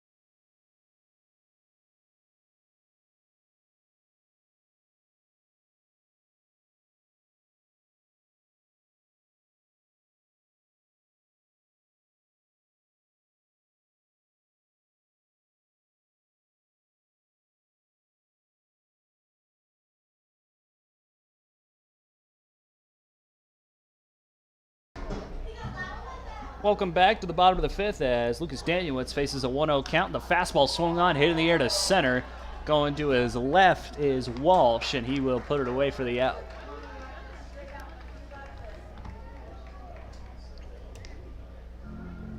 Next up, from Casper, Wyoming, my favorite player, number 24, Elijah Reeves.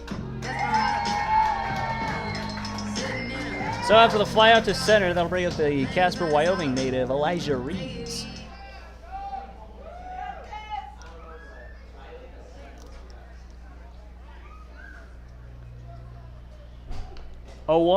Reeves trying to bunt for a hit. That one goes foul, and it's 0-1.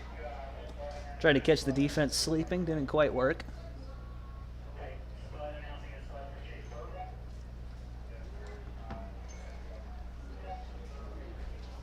No balls and a strike for Elijah Reeves as he tries to get this inning going here as that one swung on, hit on the ground to third.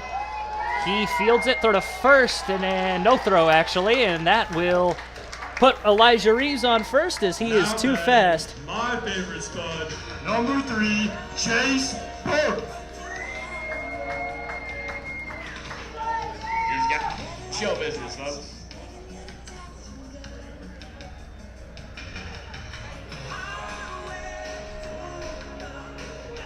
So 1 on 1 out, that'll bring up the left fielder, Chase Burke. Usually finds himself in right, he's over in left today. As that one gets away from the catcher, Reeves breaks for second. He'll round third, but the catcher right there as Elijah Reeves will get to first on the passed ball.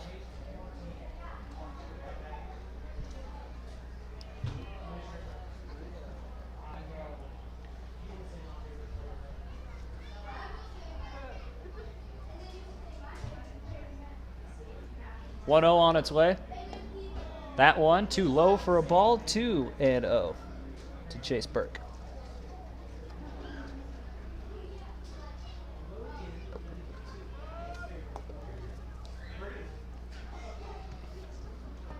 Two balls, no strikes to Chase Burke as he works to get this tying run home. 2-0, bounces, gets over the head of the catcher. Reeves will break for third, and now the runner's all the way to third with nobody out. With one out, excuse me.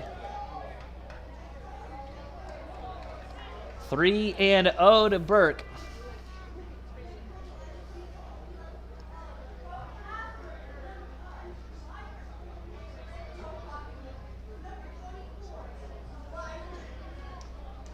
Three balls, no strikes to Chase Burke. Here's the pitch, fastball.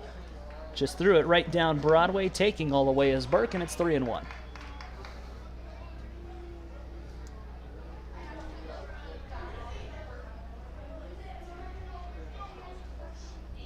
Hitters count all the way as that one is hit into left field. That's going to get down for a base hit, and it's an RBI single for Chase Burke, and we are tied right back up at 2 apiece.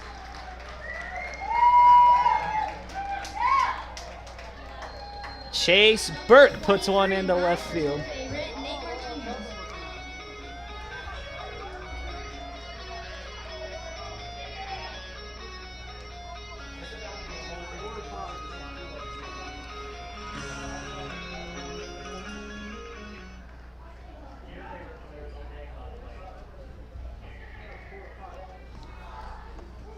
First pitch to Martinez is hit in the air to right, going over his cut lip, and that's going to be up.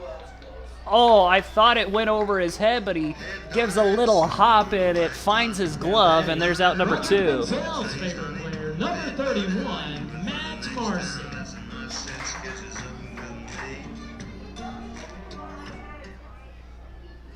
He's Marsick! So with the hard hit ball to right, but the fly out from Martinez, that'll bring out Matt Marsick. Marsick 1 for 2. He had an RBI double in the third, which brought Reeves around to score. Reeves has scored both of the runs for the Spuds. As the throw and a check on Burke, nothing doing.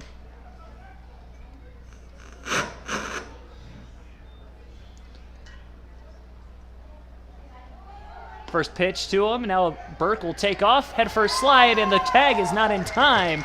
And Chase Burke into second with a stolen base as the Spuds are getting aggressive.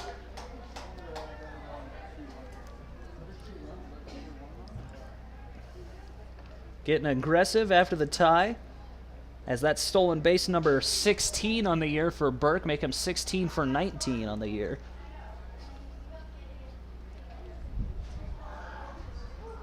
One 0 to Marsick is a fastball that's right at the knees, and it's 1-1.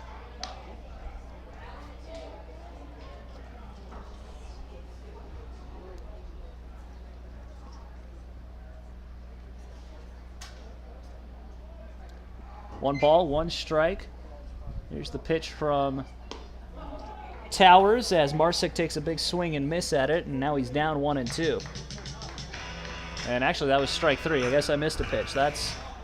Your Spuds get one run off one hit. We had two hits. We had 2 to 6 all time. That's on me. 2. So Marsick goes down on strikes as we'll go ahead and head to the top of inning number 6. Spuds have tied it, and we're tied at 2.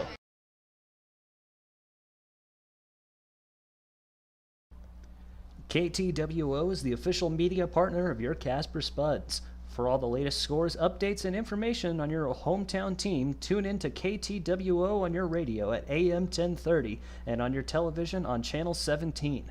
KTWO, your Wyoming link, and proud sponsor of the Casper Spuds.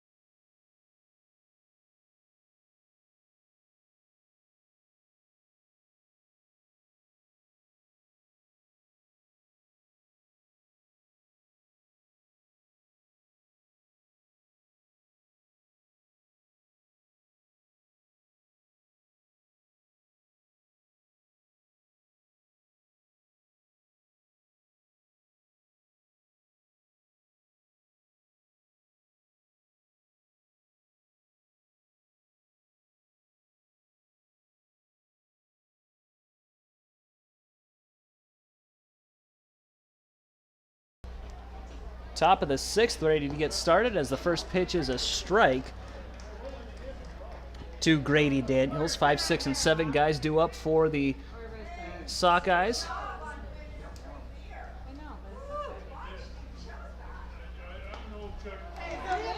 As the next pitch is also a strike, and it's 0-2 now to Daniels. Hamburg trying to pick up another strikeout. He got one.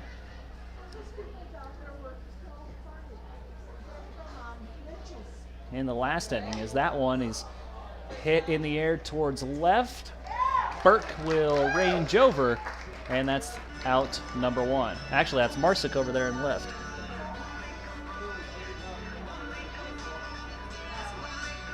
Marsick's in left. I think Burke's in center now. Catcher number 19, Anthony Smith. Yeah, they switched around on me. Marsick's in left. Burke is in center. Try to figure out who that is over there in right.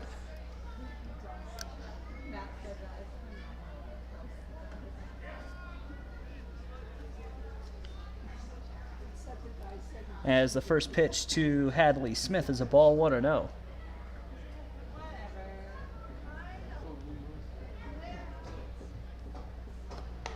Next pitch from Hamburg, too far outside.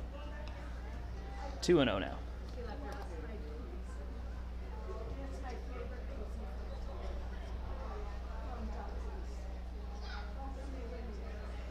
Two balls, no strikes. That one swung, hit on, and hit back foul.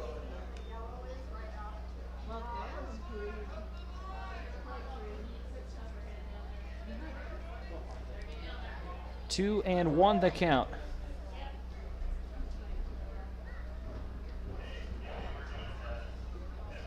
I believe it is Jackson Bates over there in right field now, as that one hit in the air to left. Marsick back, and he'll grab it a couple of steps from the track.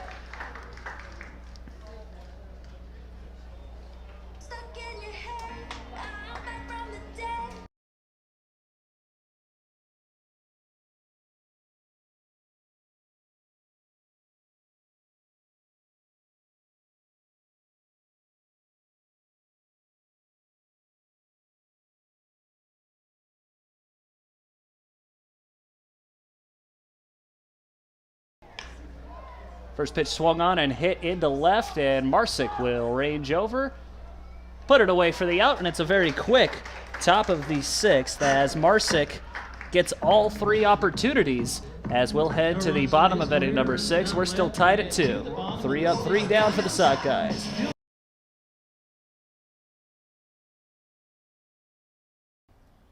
Snap Fitness is the official gym of the Casper Spuds. Offering 24-hour access, Snap Fitness provides a strong member community and a super supportive team. For more information on how you can join, call us at 307-237-6878 or stop on by at 2135 East 12th Street to see what we have to offer. You can also schedule a tour of our gym online. Just go to snapfitness.com/us/gyms/Casper-WY. Snap Fitness, proud sponsor of the Casper Spuds.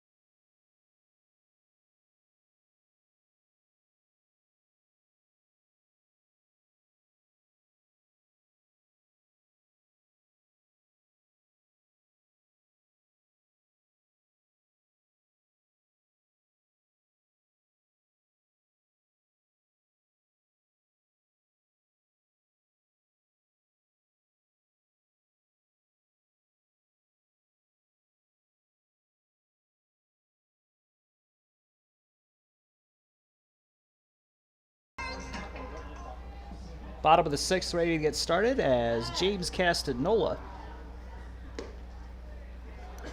will lead things off as he takes a look at a first pitch for a ball.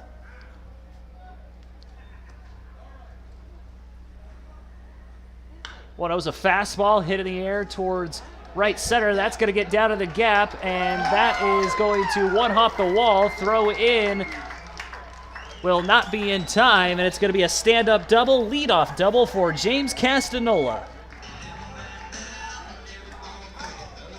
Now batting with the runner at second base is our second baseman, number 11, Chandler Stockey.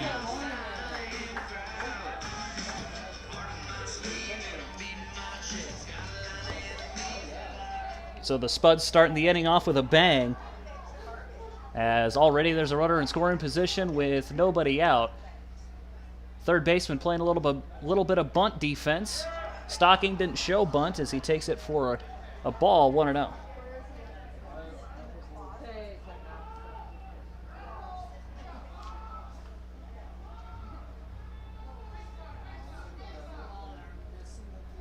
Watto's a fastball right at the knees for a strike, and it's 1-1.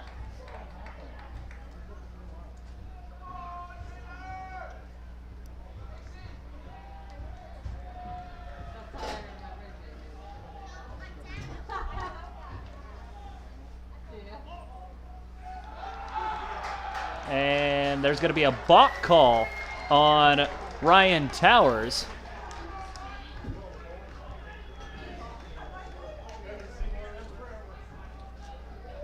As here comes the head coach, and he wants an explanation on what he did. I think if I saw the base umpire correctly, saying, you know, he came set and then he put his hands down,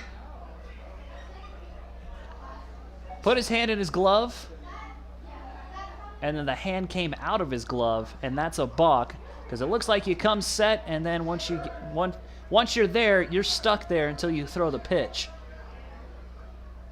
So the runner will move to third, as it's now 2-1 after that one misses.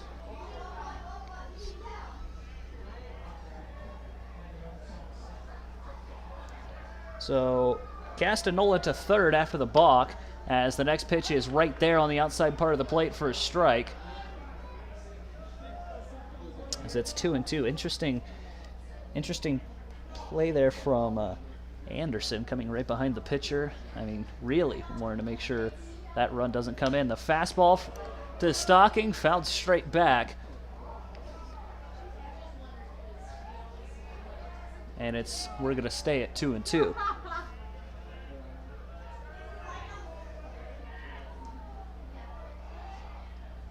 Two-two fastball, too low for ball 3. And it's a full count to Chandler Stocking. Dawson Baracani waits on deck. Full count pitch to Stocking is inside, ball 4, and it's going to be runners on the corners now for the Spuds and nobody out. Now batting with runners at first and third, the designated hitter, number 9, Dawson Baracani.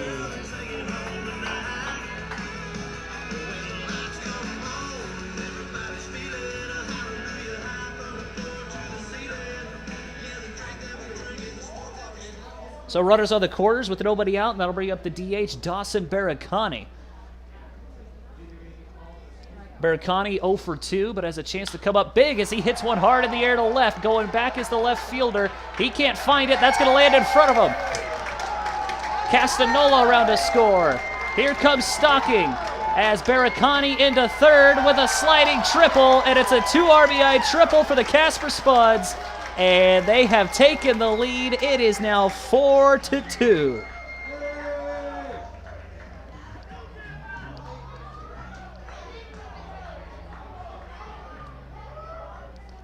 Dawson Baracani representing Golden, Colorado well with that 2 RBI triple.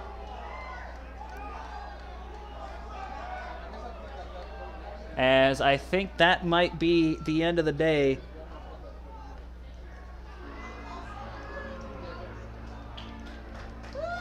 That will be the end of the day for Ryan Towers. After the 2 RBI triple for Baracani, there will be a pitching change, and that is where we are now. So Casper takes the lead off the bat of Dawson Baracani. We'll go ahead and take a break for a pitching change.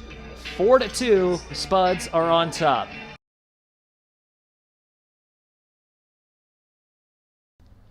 The Casper Spuds would like to thank The Right Guy for helping us make Lansing Field beautiful. The Right Guy Painting and More is your full-service painting provider. We can handle interior painting, exterior painting, and commercial paint services. Remember, The Right Guy is also your trusted source for quality home inspection services. Call us today at 307-724-0594. Once again, that is 307-724-0594.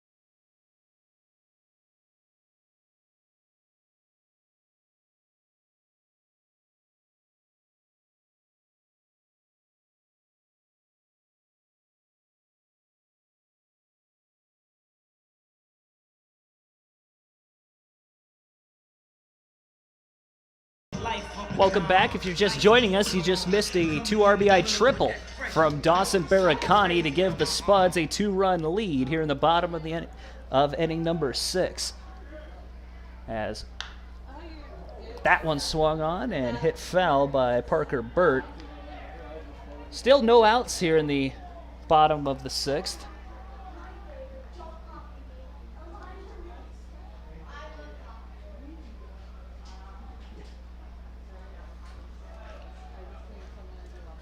Next pitch to Burt is taken for a ball.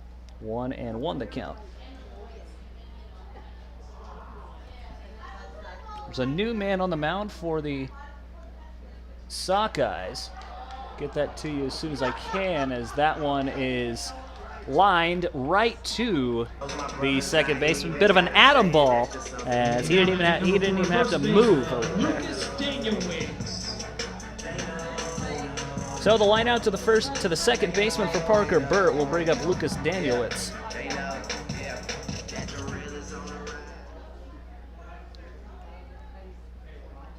As it's Jacob Fried up there on the mound for the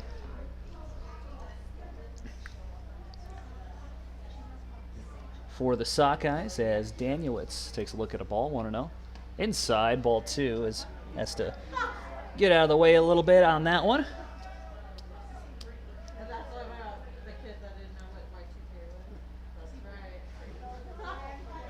2-0 on its way, and that one's right there. Nope, it's too high. Thought that got the zone. Did not. 3-0.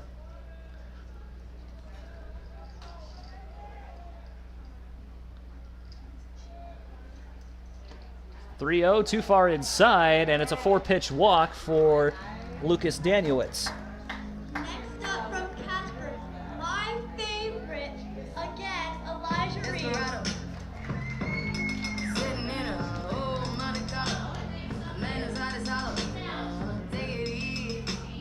To the plate is, in fact, not Elijah Reeves. It's Jackson Bates doing the hitting now for Elijah, as he was moved over to left. I believe it's Chase Burke in center now, and Matt Marsick patrolling left. So Jackson Bates getting his first at-bat, as that one is outside for a ball, 1-0. The pinch hitter for Elijah Reeves is number 15, Jackson Bates. So Jackson Bates to the plate. Reeves ends his day 1 for 1 with that single. Was hit by a pitch and came around to score.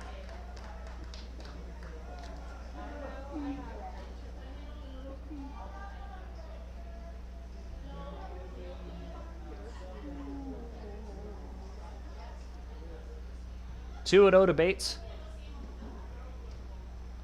As that one chopped, fielded by the shortstop, third to first is in time, and that's 2 outs. But Barakani is able to come on home.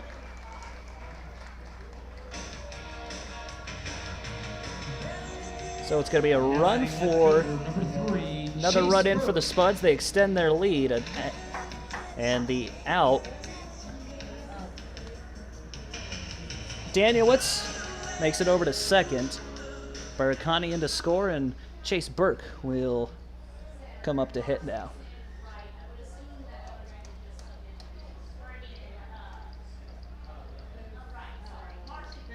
First pitch inside for a ball, 1-0. Burke 2 for 3 so far. Couple of singles to his credit.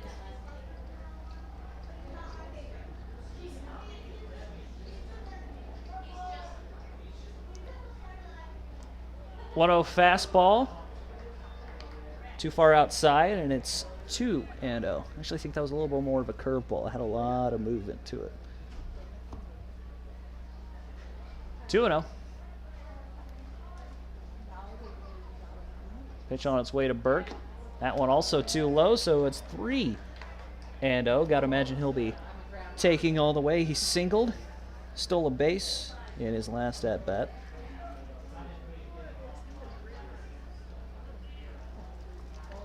They'll probably be taken all the way here.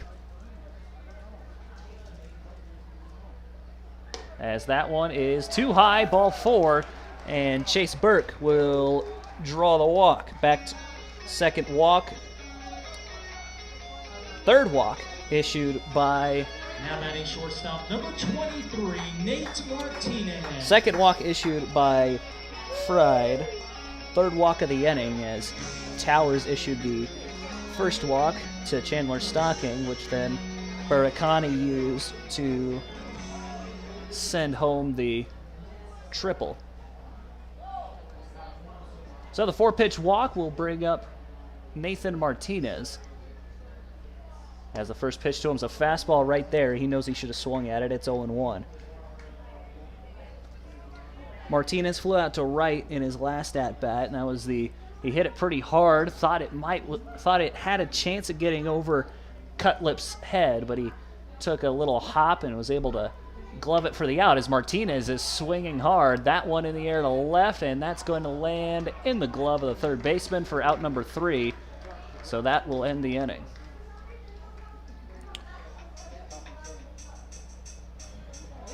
Your Spuds, 3 runs off 2 hits. 8 hitters come to the plate, and 3 come in to score. We'll head to the top of inning number 7. Your Spuds on top, 5-3.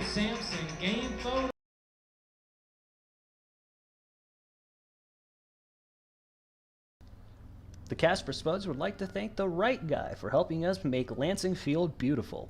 The Right Guy Painting and More is your full-service painting provider. We can handle interior painting, exterior painting, and commercial paint services. Remember, The Right Guy is also your trusted source for quality home inspection services. Call us today at 307-724-0594. Once again, that is 307-724-0594.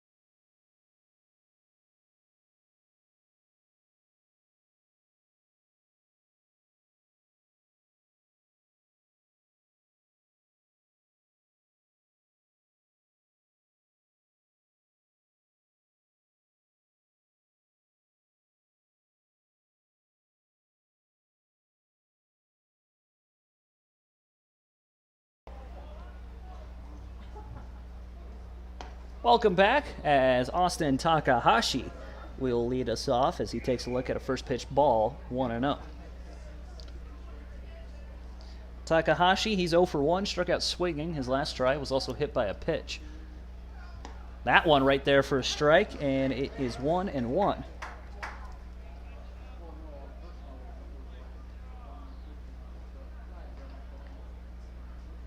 Danner Hamburg still out there. This is his third inning of work, as that one's off the plate away for a ball, 1-2-1 the count.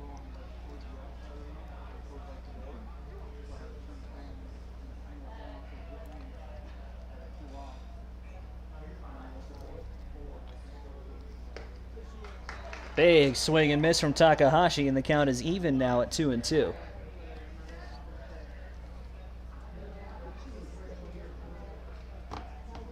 These two teams were just kind of nipping at each other, seeing who was going to blink first. I think the Sockeyes did, in fact, blink first, as that one is just outside for a ball. I think that's the right call. 3-2. It's a good slider from Danner Hamburg, but it didn't quite get the zone. There is a man up and throwing in the Spuds bullpen, as that one's outside, ball 4. So a good at-bat from Takahashi. Actually, he was 0 for 2. He struck out and grounded out. I was looking at this next guy, Lance Anderson. I was looking at his stat line. So Takahashi will stay 0 for 2, getting on base for the first time today, and that will be the end of the day for Danner Hamburg. So, new man on the mound for the Casper Spuds after the leadoff walk. We'll go ahead and get that to you when we come back. Spuds are on top, 5-2.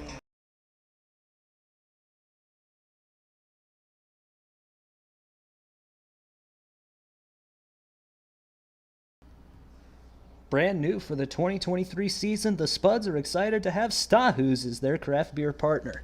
Please be sure to stop by to try some new creations.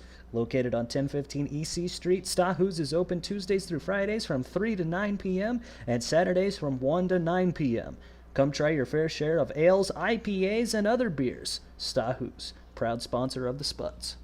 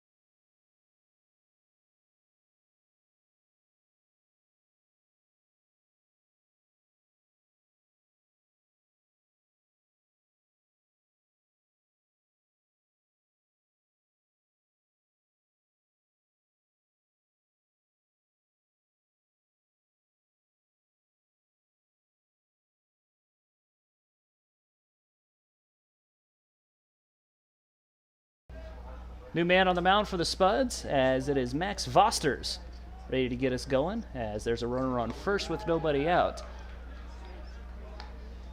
As Danner Hamburg led things off, walked the first batter he faced, and that was the end of the line for him. Vosters, in his last appearance, he was flat out unhittable, allowing just one hit in 3 innings of work. Throw behind the runner, not in time, but a great throw from Burt. As it's a ball and a strike now.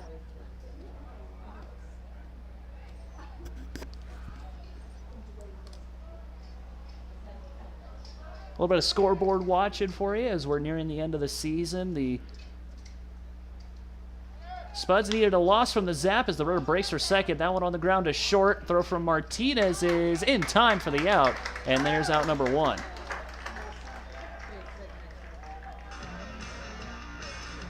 One's all they were going to get as the runner advances to second. The Zap was a team that the Spuds needed to lose, and they did lose. 13-0 the score in Fremont. As a win here, the Spuds in line to win it. Would push that lead even further, as well as the Badlands Big Sticks. Another team that the Spuds needed to lose. They're currently in the bottom of the 8th with the Spearfish Sasquatch on top by a score of 4-3. Sasquatch currently have 2 on with 2 out as the next pitch is taken for a strike. First pitch to Carter Walsh, and it's 0-1.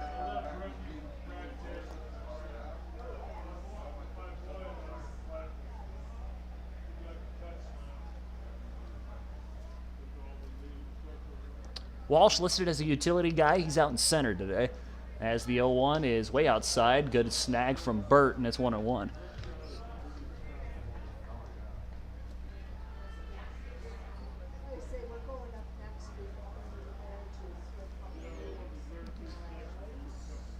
One on, 1 out, and a ball and a strike. Top 7. Spuds lead this one 5-2. As that fastball right there for a strike, and it's a ball and 2 strikes now to Walsh. Walsh 2 for 3. Started the game 2 for 2, then flew out to right in his last at-bat. Also came around to score in the 3rd.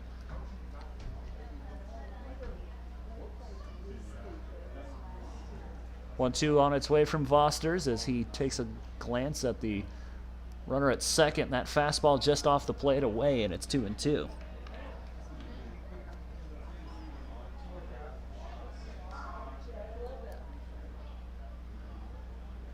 Two runs, 4 hits, no errors, the line for the Sockeyes here in the top of the 7th. Here's the 2-2.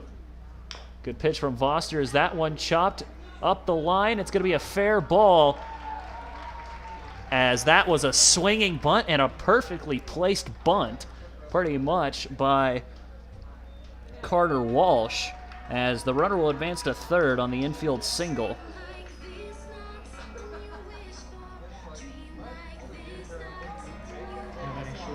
As there will be runners on the corners with 1 out. Tying run to the dish now in the form of Ethan He with just 1 out here in the top of the 7th. He, no official at-bats yet. He's been hit by a pitch and has walked twice. A walk would be huge here for the Sockeyes as the runner breaks for second. Throw down, gets away, but gloved by Martinez. Stocking couldn't handle the throw, but great backup from Nathan Martinez. Doesn't let the runner even think about advancing from third. As mark that down as a stolen base for Carter Walsh. As it's now second and third with just 1 gone.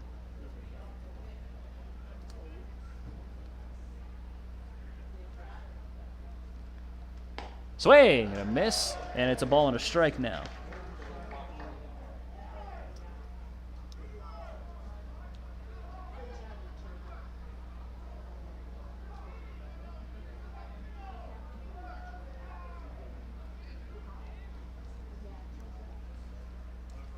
One ball, 1 strike. Here's the pitch from Vosters as that one is low and away, 2-1 the count.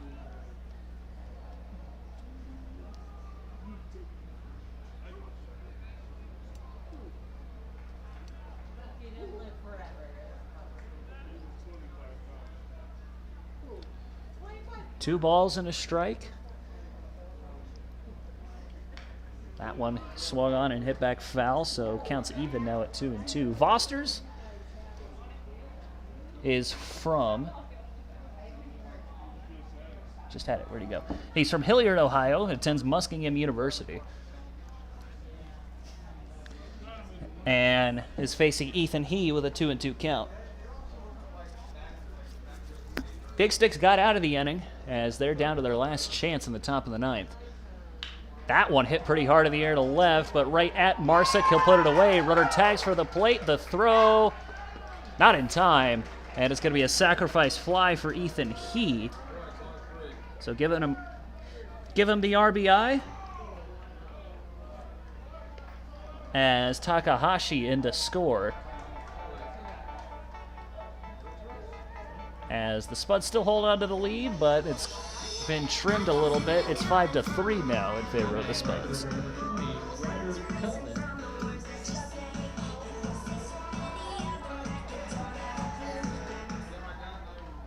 Here comes Ryder Cutlip. He is one for 3. Hit an RBI double in his last at bat.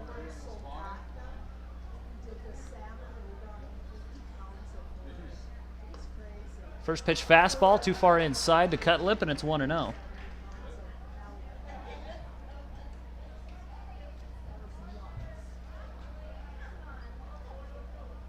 Tying run still at the plate after the sacrifice.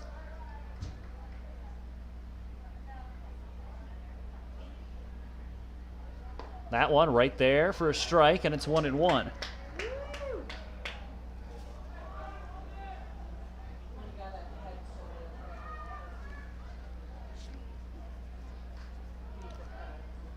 One and one the count. Voster's trying to get his guy here. Here's the next pitch. Too far inside. Throw down to second. Forces the runner back.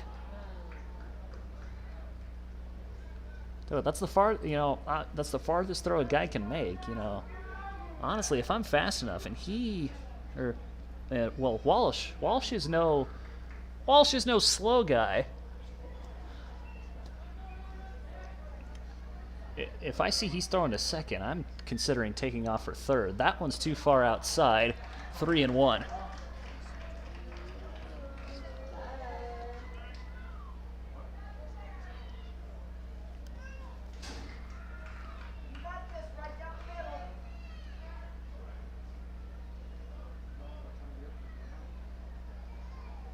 Foster's ready. It's the 3-1.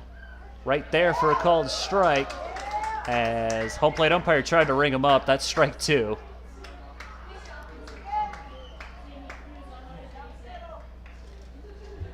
Three and 2.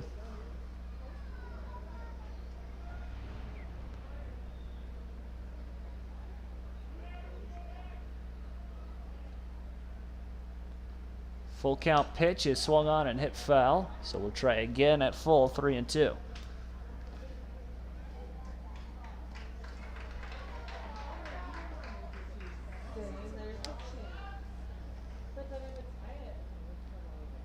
Foster's looking for his first strikeout here.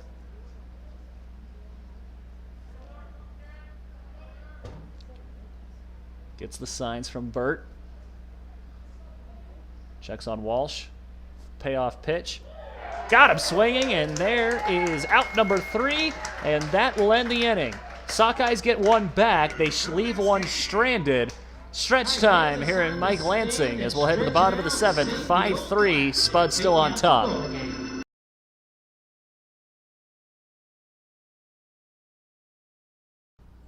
The Casper Spuds would like to give a big thank you to Oil City Axe, who hosted our opening weekend preseason party. Be sure to check out all that Oil City Axe has to offer, including axe throwing, mobile axe throwing, venue rental, and coming soon, their own Axe League. For more information, be sure to visit www.oilaxecity.com or stop on by at 801 North Center Street.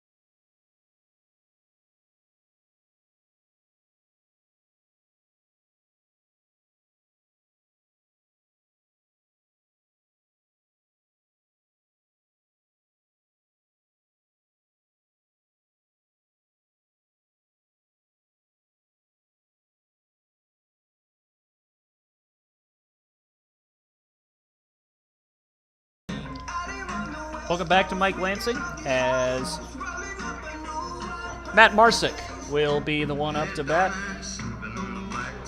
Number 31, Matt Marsick.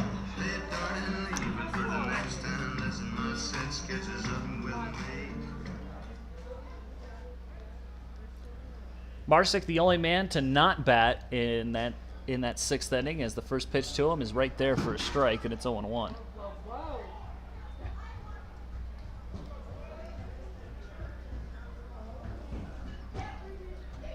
Marsick 1 for 3, as that one misses for a ball, 1-1. Hit an RBI double in the third. That was the first run for the Spuds. Flew out, doubled, struck out, and now here he is in this one as he waves and misses at that one, and it's 0-2.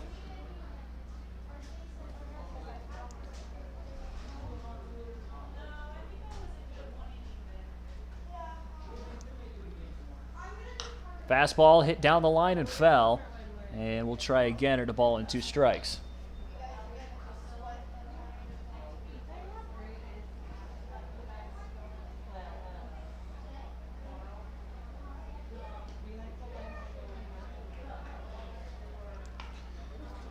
That pitch misses. 2-2 to the Arlington, Texas native. Trying to keep this lead alive. 2 runs are definitely not safe here in baseball, as Marsick throws his bat at that one. I think the pitcher might have got a piece of that, and that throw will get away. Marsick turns and runs for second, and they're going to call it out of play. So Marsick will get to second on the throwing error.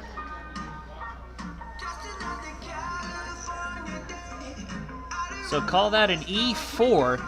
Now batting number 18, third baseman, James Castanola. As Marsick into second off of the error.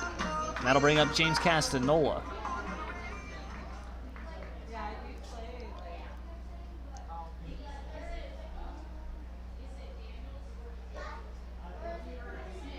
And we have a final, as that one is a ball. There's a final in Spearfish. The Spearfish Sasquatch have taken down the Badlands Big Sticks by a score of 4-3, as that one gets away from the catcher. So Marsick will get into third after that, and it's a 2-0 count to James Castanola.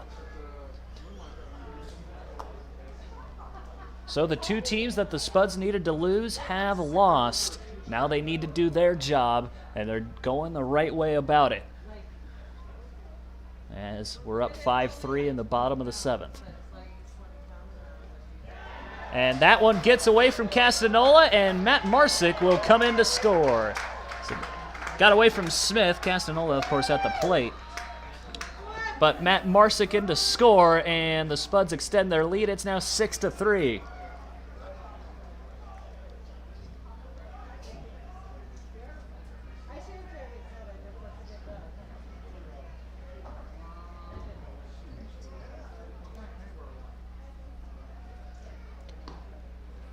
Next pitch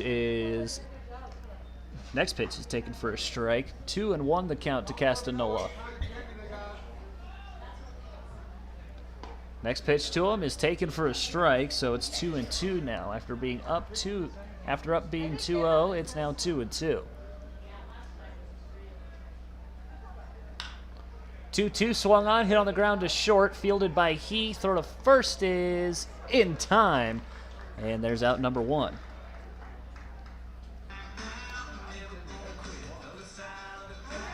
Now batting number 11, Sockeyes.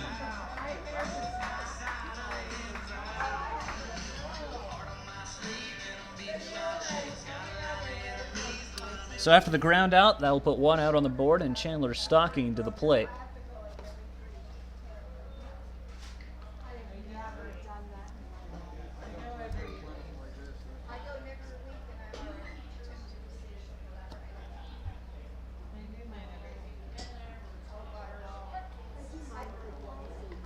One out to Stocking is a strike, so it's a ball and a strike now to the Spuds' second baseman.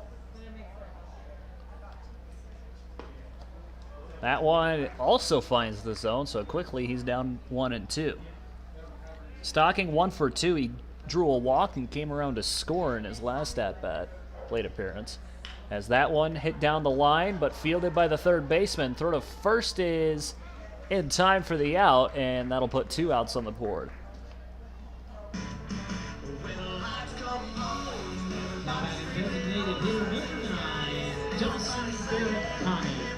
That'll bring up the man of the hour at the current moment, Dawson Barricani. In his last at-bat, he had that 2 RBI triple and came around to score himself to put the exclamation mark on a 3-run bottom of the 6th. As Barricani takes a look at that off-speed for a strike, and it's 0-1.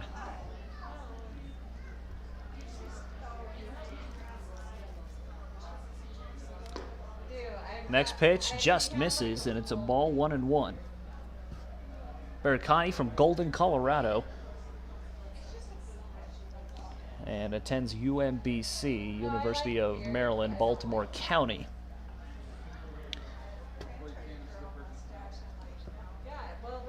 Two balls and a strike to him. As that one is swung on and hit back foul, and it's going to be right here as it lands about 3 rows down from the press box.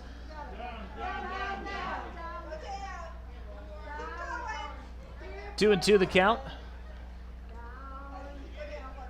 As the next pitch to Barricani is swung on, hit on the ground to third.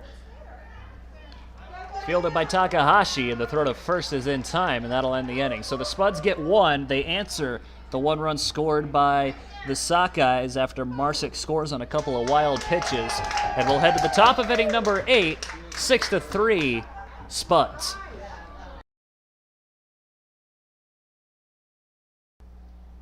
Wallach & Volk is a proud supporter of the Casper Spuds and America's pastime. Wallach & Volk's mission is simple: to assist members of our community in their efforts to realize the great American dream of homeownership. To realize your dreams, call us today at 307-577-5077. Once again, that is 307-577-5077. Wallach & Volk, a proud sponsor of the Casper Spuds.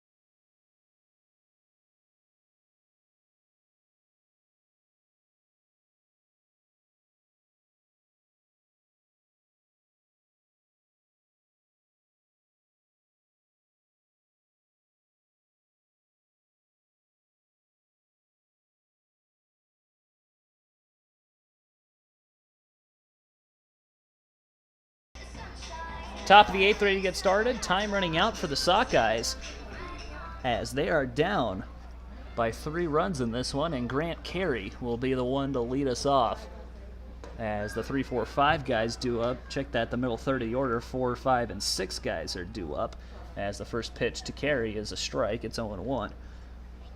Carey 0 for 3 with a strikeout and a couple of ground outs as that one misses low and away for a ball, 1-1.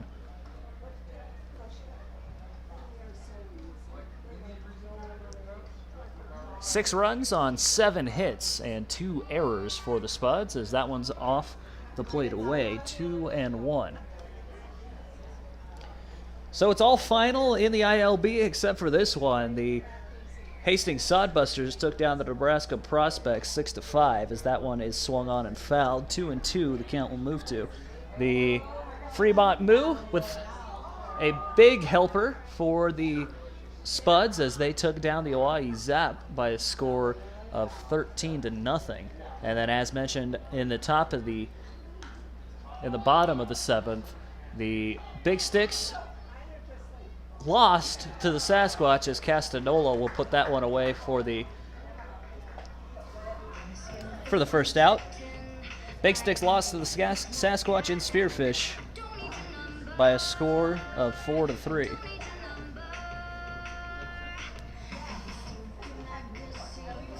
Now batting left fielder number first baseman 23, Grady Daniels. Yeah, that'll bring up Grady Daniels. Daniels 1 for 3. Singled, struck out, and flown out for his 3 tries.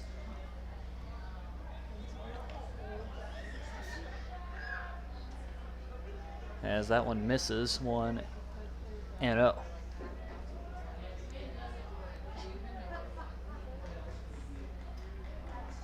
Next pitch from Vosters is swung on and hit in the air to center. Actually, shallow center. Martinez will be the one to glove it, and that will be out number 2.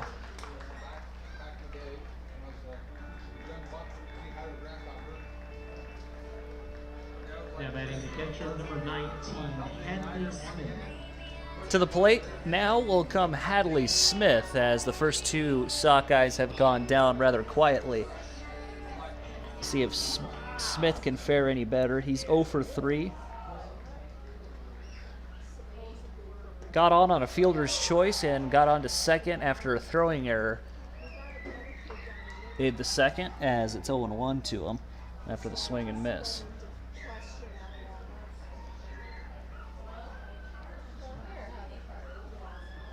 Oh, 0-1 on its way from Vosters as that one is chopped down the line but foul.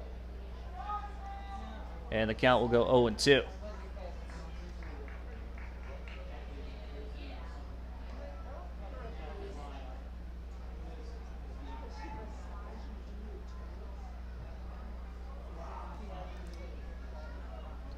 Oh-2, swing and a miss, tagged him out to be sure, and there is out number 3. 3 up, 3 down will go the Sockeyes as the Spuds will look for a little more insurance as we'll go to the bottom of inning number 8, 6-3, Casper on top.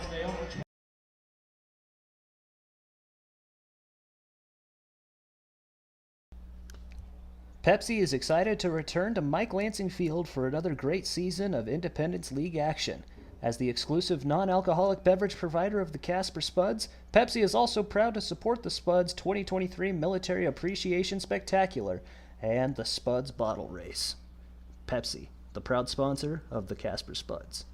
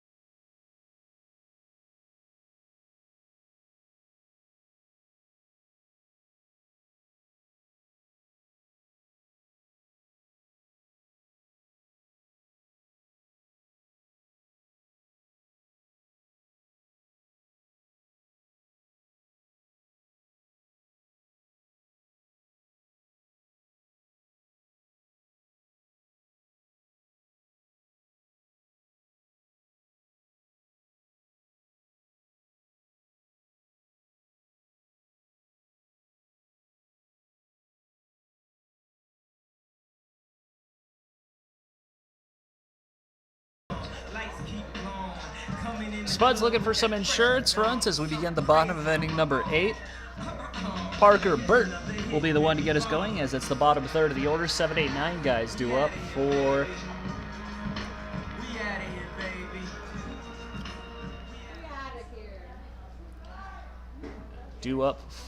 the Spuds as Parker Burt.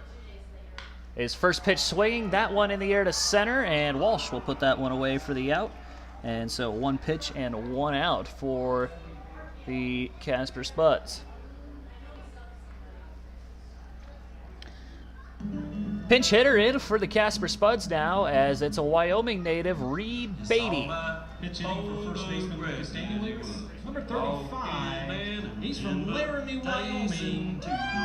Reed Beatty.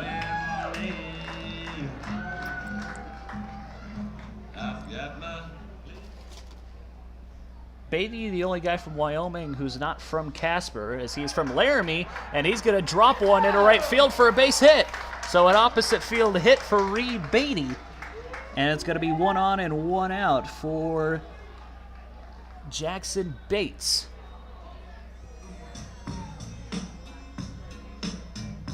Now batting number 15, right fielder Jackson Bates.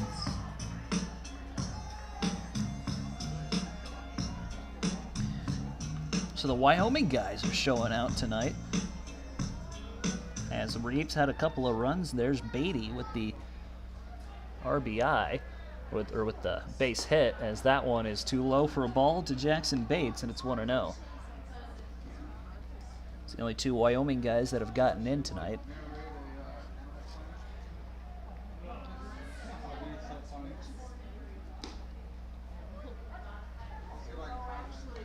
So that one's a strike, 1-1 to Jackson Bates. Imagine Ty Volmer. Probably going to see him in the next couple of days, either tomorrow or the next day to start, as Bates swings and fouls one off, and now he's down 1-2.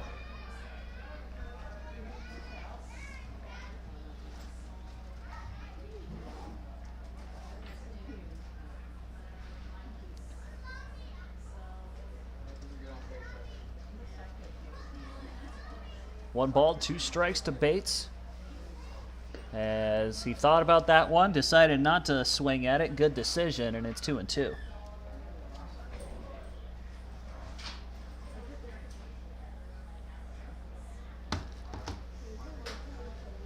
Two balls, 2 strikes, the pitch. That one goes foul.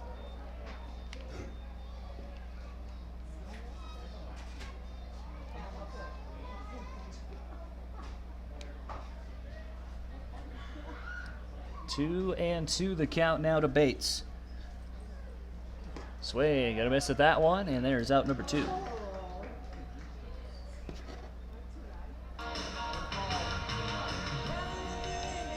Now batting center fielder. So with Bates going down on strikes, that'll bring up the center fielder Chase Burke. Started the day in left, finds himself in center now.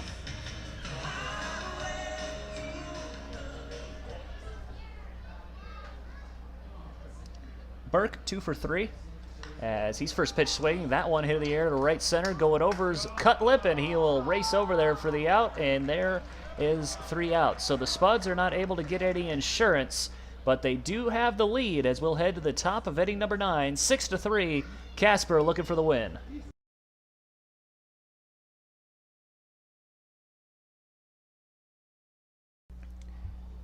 Western Energy Fabrication is your one-stop fabrication shop based right here in Casper, specializing in fabrication, welding, consulting, design, management, and all things energy. For more information, contact us today at 307-267-5023. Once again, that is 307-267-5023. Western Energy Fabrication, a proud sponsor of the Casper Spuds.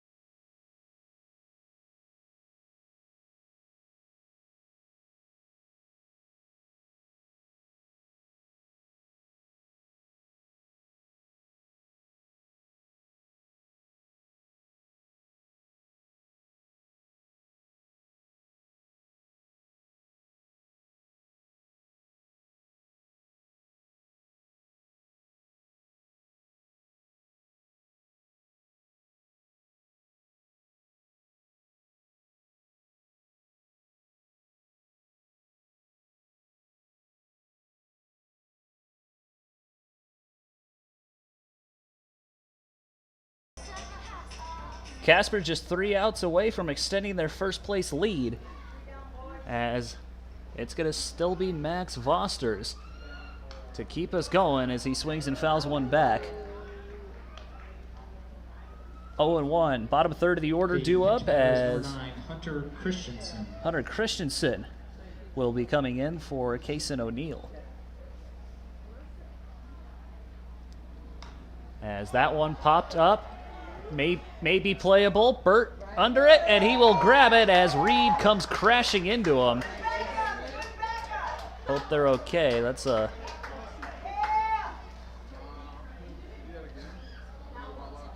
Two big guys out there, a lot of weight moving very fast, and he couldn't slow down in time before running over Burt. And it was just off camera, a couple of fake punches thrown by Parker Burt. They're having fun out there. 1 out.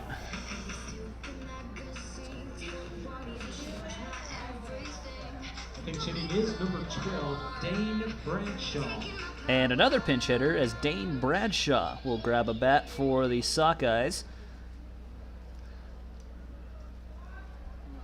As the first pitch from Vosters is a fastball that's hit down the line. Beatty will have a shot at it, but it's going to get on top, or just to the outside of the Spuds dugout, and it's 0-1.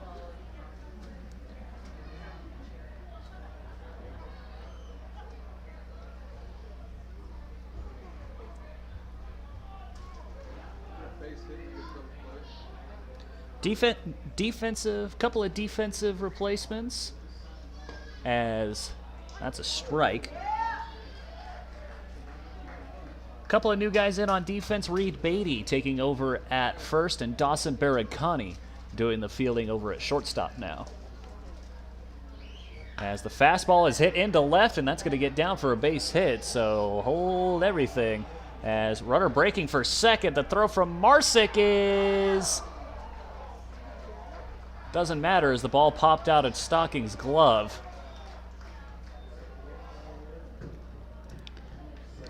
That was a bang play, but Stocking couldn't hold on to the ball, so Bradshaw is safe at second. Go ahead and give him a double. Pinch hitter is number 17, Nate Galusha. As Nate Galusha will come on now for the Sockeyes. 3 straight pinch hitters for Sawtooth, as the tying run has been moved to the on-deck circle, as the first pitch to Galusha is fouled back right up against the press box, and it's 0-1.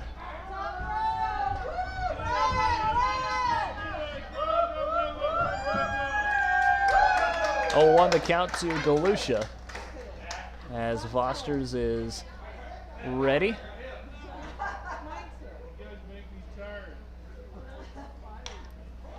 Next pitch is swung on, hit down the line. Beatty going back on it, and he'll put it away for out number 2.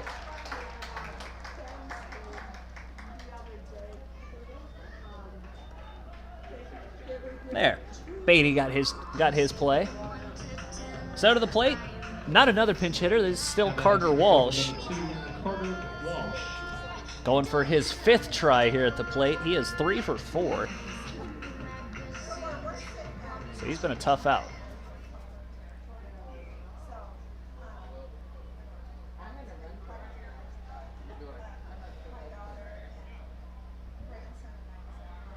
First pitch, fastball. Big swing and miss from the fastball from Vosters, and it's 0-1.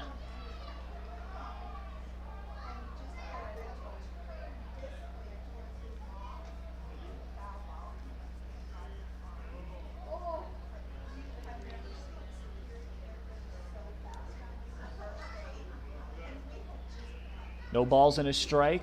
Here's the pitch from Vosters. Swing and a miss, and just like that, the Sockeyes are down to their final strike.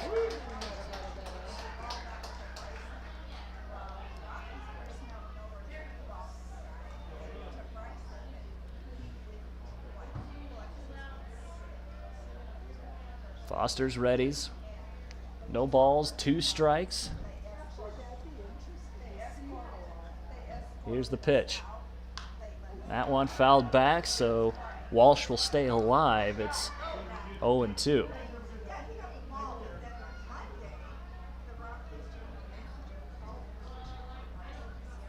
So we'll try again. No balls and 2 strikes to the Sockeyes center fielder.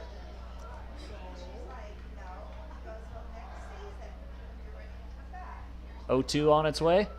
Swing and a miss, and the ball game is over. Max Vusters picking up the strikeout to end the ball game. And the Casper Spuds have picked up another win, their 3rd win in 4 games, as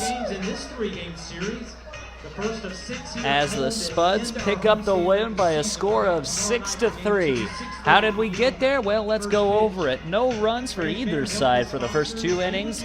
Then it was the Sawtooth Sockeyes who brought in a run that was quickly answered by the Spuds after Reeves was hit by a pitch, and then an RBI double from Matt Marsick brought Reeves in to score. No runs in the 4th, and then another run scored by the Sockeyes in the 5th after an RBI double from Ryder Cutliff brought Ethan He in to score. The Spuds yet again answered after Elijah Reeves got on with a swinging bunt single. He was too fast, and then he was brought around to score.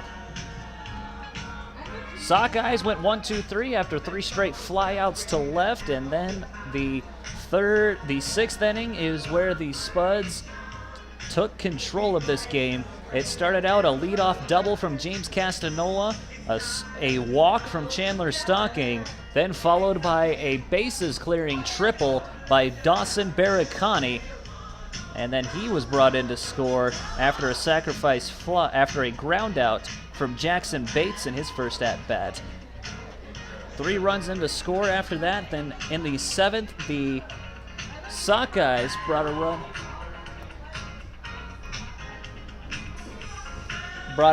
Sawtooth brought a run in to score.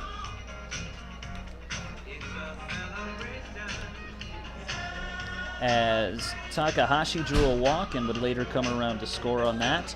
After a sacrifice fly from Ethan He, they got 1 run back, but the Spuds were able to answer after Matt Marsick got on after an error, and then 2 wild pitches brought him around to score.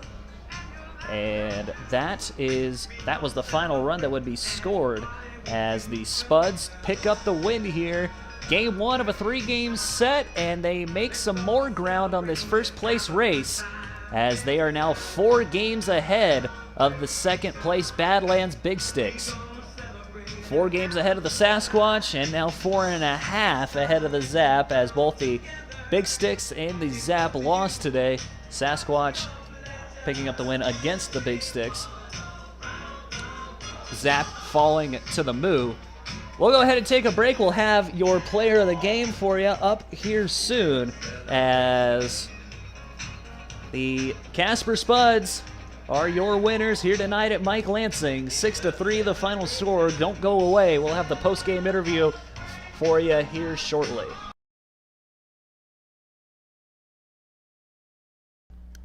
Wyoming Oral and Maxillofacial Surgery strives to provide our neighbors with the convenience, communication, comfort, and consideration needed from a dentist. With nearly 30 years of experience, Wyoms is your trusted dental surgery provider. To schedule your appointment today, visit wyoms.com or give us a call at 307-235-1600. Wyoms, a proud sponsor of the Casper Spuds.